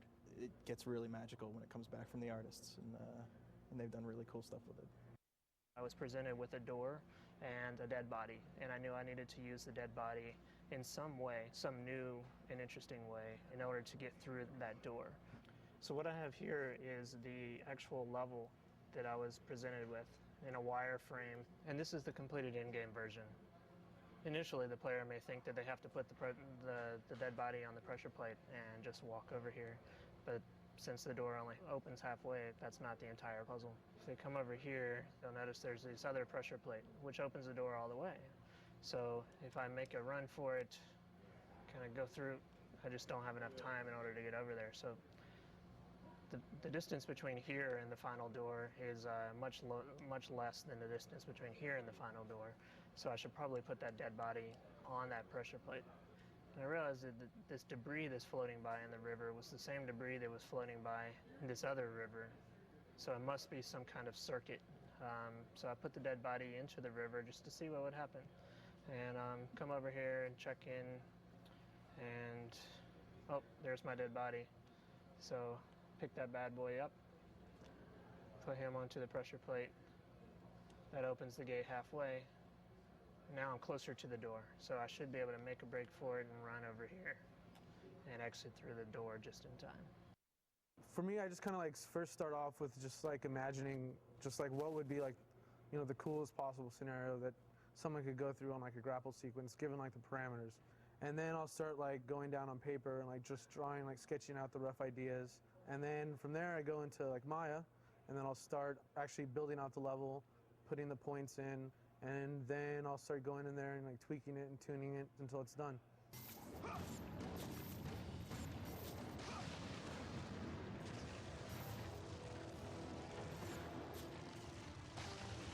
I was thinking like, wouldn't it be cool if something else is kind of going on in the background, something else to kind of like, as you're going through this, you're like racing against this other, basically like a fuse on a bomb or something. That's kind of like the idea I was trying to go with. And something also visually, like, so when you're going through like this, you're like, shit, that's awesome, you know? Like this is like a really cool sequence. So am I gonna make it? Am I gonna make it? Am I gonna make it? That's kind of like the ramping up that I wanted to feel. And then like that last moment when you're flying through and then you make it and then you're like, whew, you know, I'm done. I hope in the end, you know, even if you're restarting and playing through a couple times, that it's not that long and you'll be able to get through it and you'll be able to have a, you know, an awesome experience. So.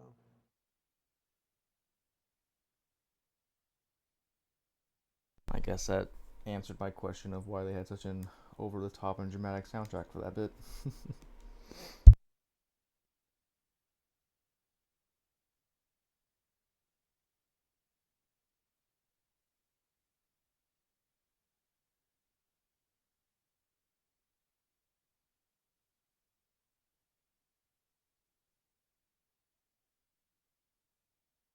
The different thing about Zeus is that he's our final boss. And so more care and more concern needs to go into that because it's going to be what the player remembers when they turn off the game, hoping that they finished it.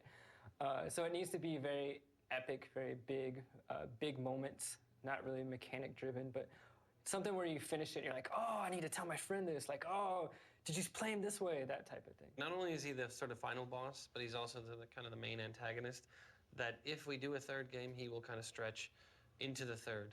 He was such an iconic figure that to ground Kratos back into Greek mythology, we wanted to make sure that when people looked at him, they knew right away that it was Zeus. They didn't have to guess, they didn't, you know. So it was pretty easy coming up with Zeus. I definitely didn't want to stray too far from where I think the the literature and everybody's sort of traditional perception of where Zeus is at. Character artist gets the concept art from that department and just sculpts it in polygons and then paints on a texture and tries to make sure that it looks like what the intention was on the part of the producers and the concept artists. We're between concept art and animation in the pipeline. After we're done with it, we end up handing it off to the animators and make sure that it's all correct for what they need and, you know, that he bends correctly and that he moves the way he's supposed to. We wanted to make it epic in the sense that Kratos is small and Zeus is very big. But we knew we had some problems with that, so we kind of played with scale, bringing Zeus down, making Zeus back to big. When we started modeling and texturing Zeus, we didn't know that he was going to be a normal-sized guy and then a giant-sized guy. So that ended up adding a little bit of work to the process to make sure that he held up resolution-wise. The fun part is painting the texture on and putting all the wrinkles and stuff in there. So we have two different models, a big one and a small one. And trying to get the big one to end up in the small space where the player doesn't realize that, you know, they've kind of been tricked that now we're loading up the small one or now we're loading up the big one. So we had to play with various ideas of, you know, we scale him up kind of off camera, but you kind of allude to it that, he's growing. Then when we cut back, you see him, you're like, oh, you know, that happened. So here we have a different model of Zeus, the big one. And then right there, we swap to the small one. And right here, we bring the small one back in. So using a camera POV change to suggest the... Right, we have the camera kind of emulate his eyes looking down and shrinking and all that. We didn't want to give him straight melee attacks, so sort of like how the Colossus is like punching at Kratos. We wanted to keep him more magical. So the things that we're working on are attacks that keep his godlike appearance without getting his hands dirty.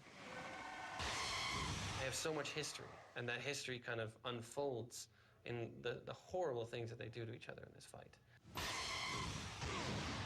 So it's a sort of an interesting tying together of all these different elements and really bringing together the actual mythology of all of these gods being completely insecure because of the kind of cyclical nature of overthrowing each other. The thing that you're going to hopefully remember about Zeus will be not only was the fight very fun, but the fight came to a finale where you're like, oh, now I see what they were doing and where they're going, and I can't wait for the next one.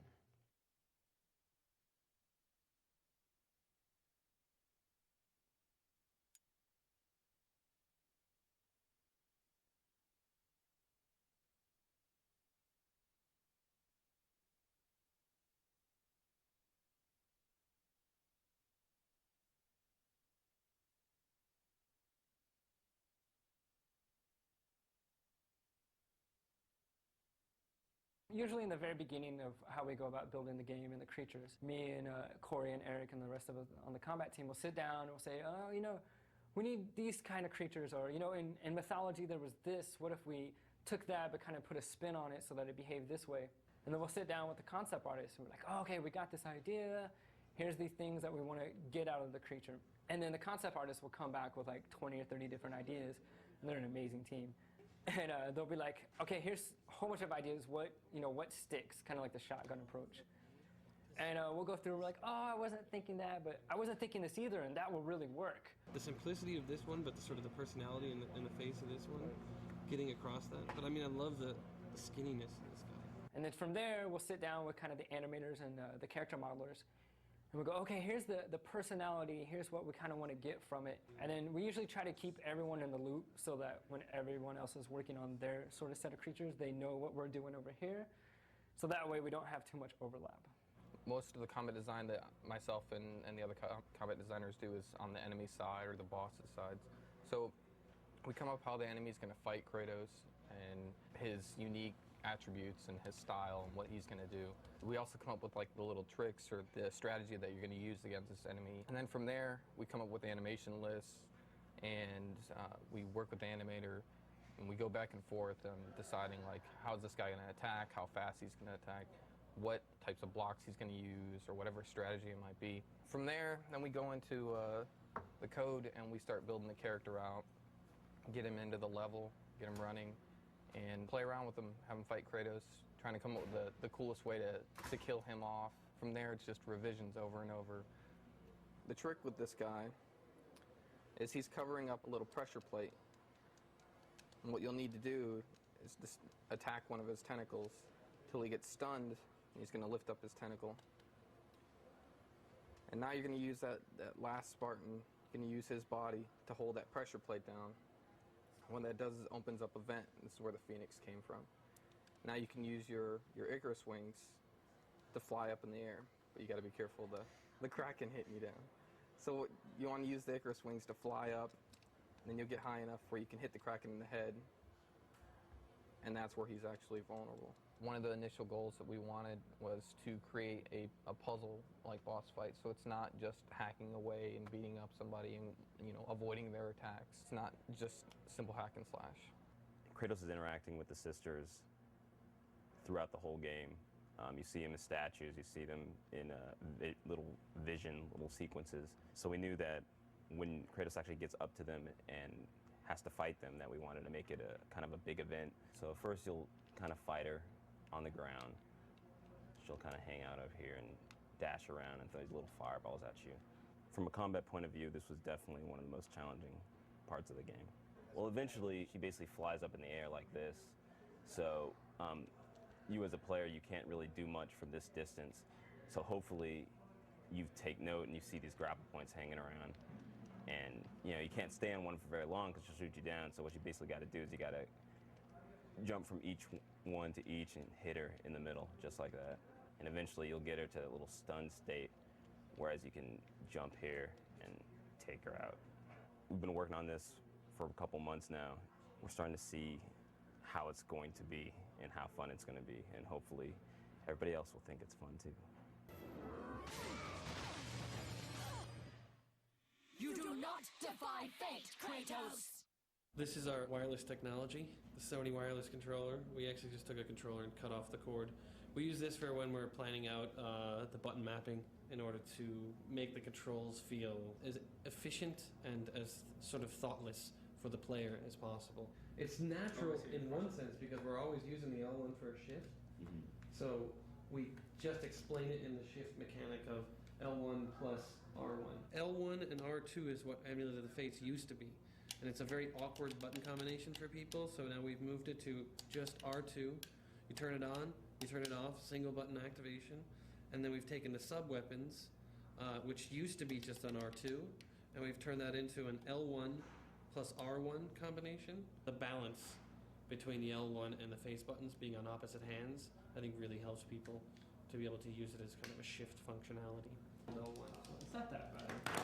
This is the kind of stuff where we've been toiling over this for probably about 3 months. We've gone through so many different control schemes to maintain the really smooth, easy controls we had from the last game, but cram in 9 other features. We were already out of buttons from the last game, so it was very hard.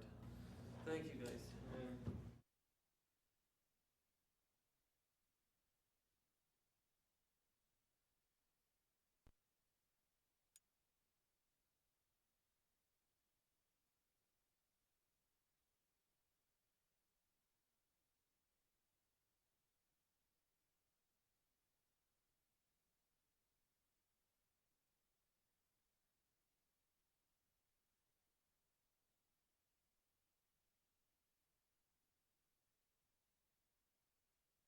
I plan and bring together all of the elements of what needs to happen for in-game animations. It's really all about going and working with the guys and making sure that they have what they need and that they're on the right track. Pretty much everybody in the animation team except for me is new.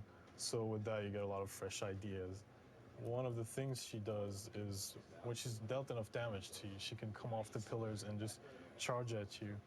And the idea behind this one was to have her, because she's so thick and bulky compared to the other Medusas, I figured I'd make her move more like an alligator. I figured that would be the most threatening creature that would come to mind. It also gives her a lot of character. A lot of people like when they see her get down like that and come at you, it's like, whoa, she's scary.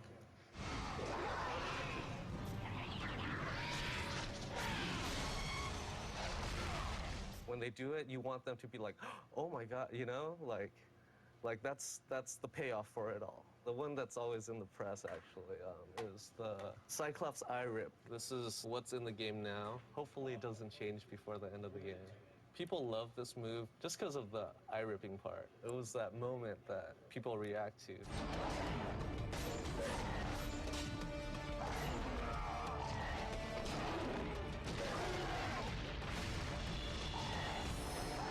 I feel it. Sometimes I use video, like, I guess. This is embarrassing, but yeah, that's me.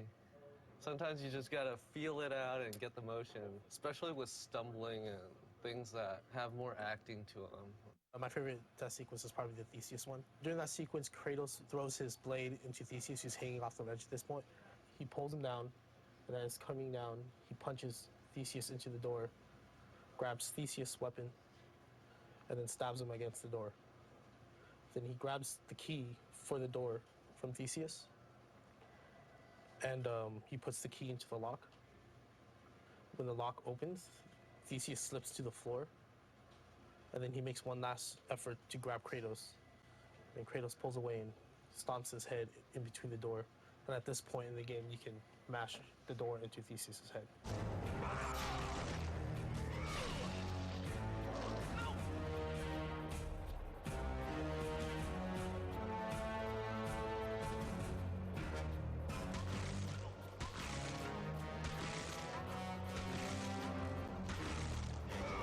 So when it finally gets into the game, into like the final form, it's a relief because it's like, now I've finally finished, you know, and I can move on to the next thing. Feel like I'm a little bit twisted. Coming up with different ideas, how to kill. How many ways can you kill someone? Originally, he was going to break his neck. I have an animation here. We had him jumping up on him and breaking his neck, and it just wasn't reading properly. It just didn't feel right, like Kratos. It wasn't brutal enough. So it was changed to this one.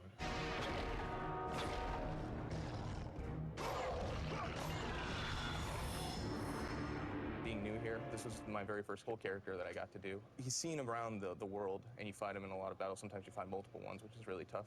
This is just the actual CS move where Kratos grabs the Minotaur's weapon and actually uses it against him to impale him and kill him.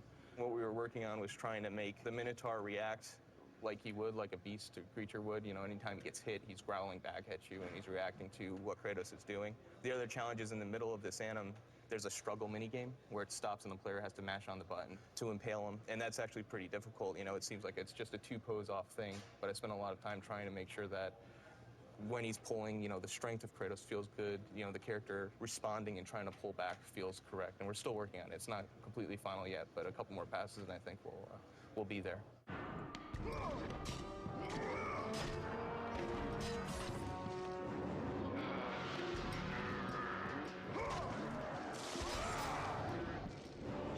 The windmill magic is one of the new magics for this game. If I was to compare it to one of the magics in the first game, I guess it would be more like the Zeus lightning bolt, which allowed the player to reach enemies that were out of range. This is an example of one of the special moves that he can do with the bow. As you can see here, the bow seems kind of thick.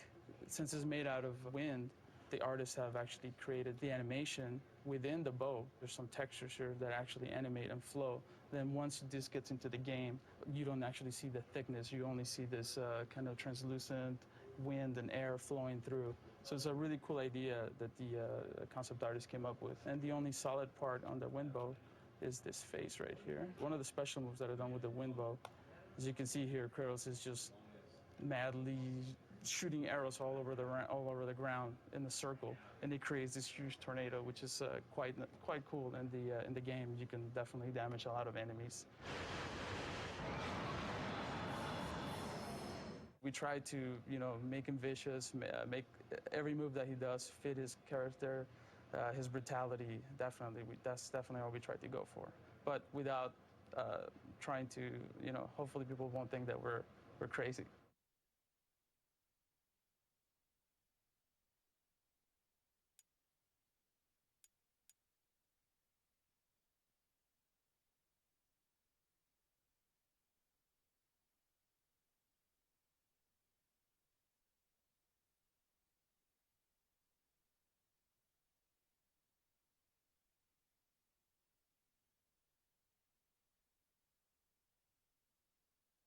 Anytime the player loses control of the game, we cut away to either what we call an in-game cinematic, which is rendered in the game engine, or you cut away to a high-res cinematic. The biggest challenge would be just trying to make it as seamless as possible, like from actual gameplay to cinematics. I provide the connection between all of the different departments that touch cinematics.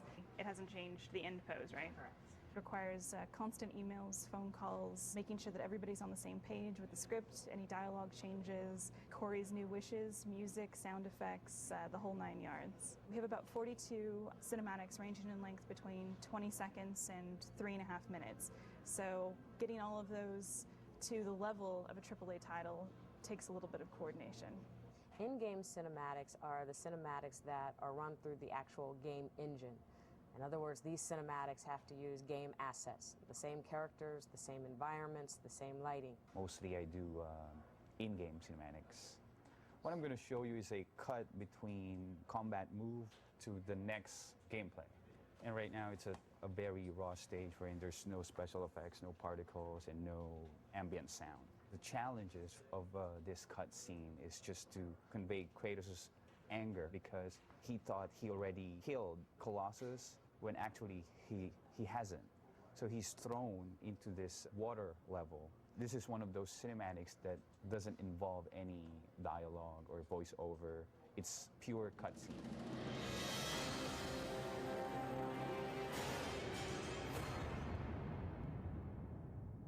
By the way, just for the record, this is how I come to work every day. Each character has these controls by which we can move them. We have a timeline, so basically what we're doing is we're posing the character on certain keyframes, and then when you play it back, you actually get the animation. It's exciting to be doing this. It's the funnest job, it's the best job, and I love it. I don't know, I just love doing it.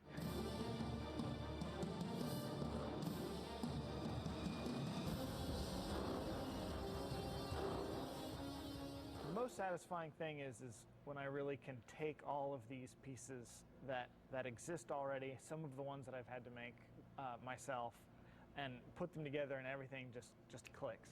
This is a movie called Blade Offer 05. It's when Zeus gives you the Sword of Olympus.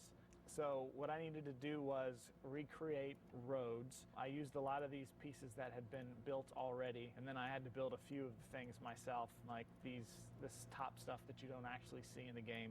Here's Kratos doing his thing. I had to put in all these sprites of clouds that they look strange here, but they render out correctly. Zeus opens the clouds and shows this light down, and here comes the Blade of Olympus. Comes down, and there's these dust clouds, and then there's this little crack that pops up. I send all the information over to our dev kit that then builds everything. I offer you the Blade of Olympus.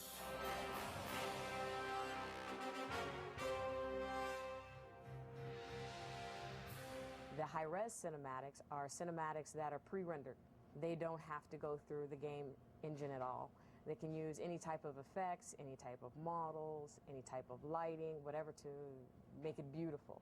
So the high-res cinematics may be more similar to an actual film. For the high-res cinematics, we start with a storyboard, and we make sure to test all of our shots, test our ideas here on paper before doing anything in CG land. From the storyboards, we outline our moves, get our actors together, our mocap actors, go down to the facility, do the shoot.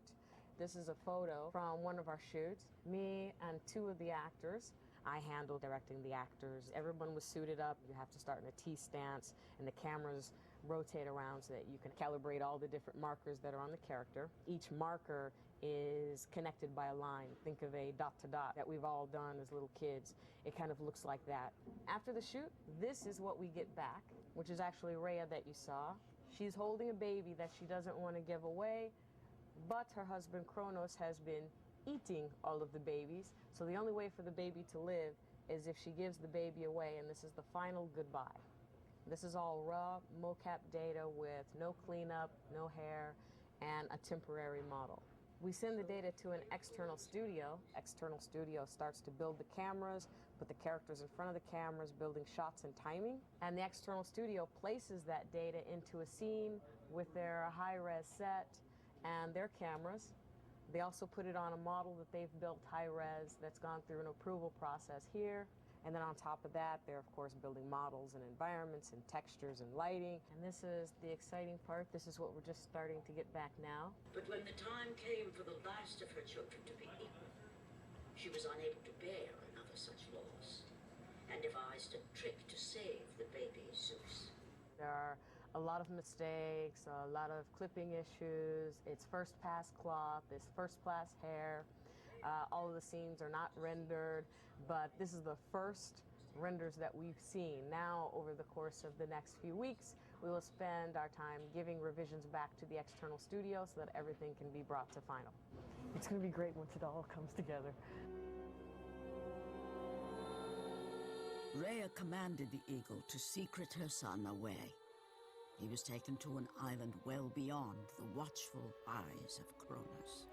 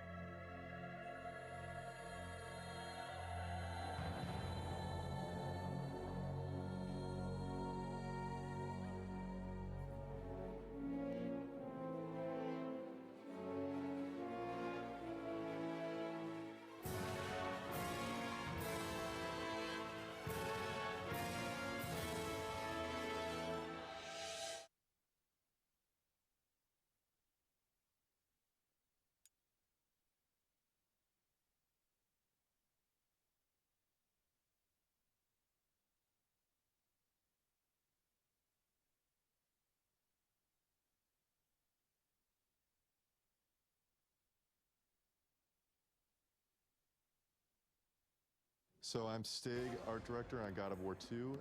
We had developed, only 3 bosses in the last game, so we came out with this one with a goal of, trying to multiply that by 5. It seemed like at first. Icarus was an interesting boss too because it was, just trying to bring this almost like Aqualung, Jethro Tull type. Old, disgusting man and making him just look as crazy and evil as possible, but at the same time, there's a little bit of comedy to his character, as well as the Fat Medusa. I mean, obviously, she's grotesque and she feels very much like she's part of the same family as Sister 3, which is another one of these giant, grotesque beasts.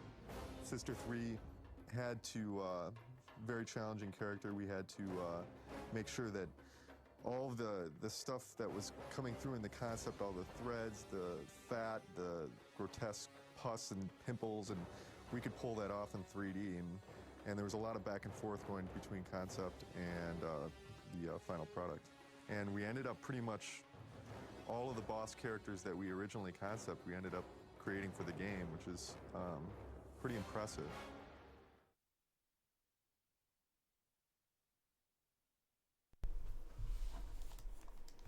Alright, there you go. That is all of the bonus content for God of War 2. So yeah, we'll that'll wrap it up for this one. On the next one we'll start the 3rd game, which is the last one in the Greek saga, which that'll be a pretty fun one for sure. So definitely plays the best and looks the best up until the newer ones. But yeah, we'll touch base on that when we get to it. So that'll wrap things up for the PlayStation 2 games and the portable games. So thanks for watching live if you did, and thanks for tuning on YouTube if you do, and we'll catch you on the next one. Thank you very much.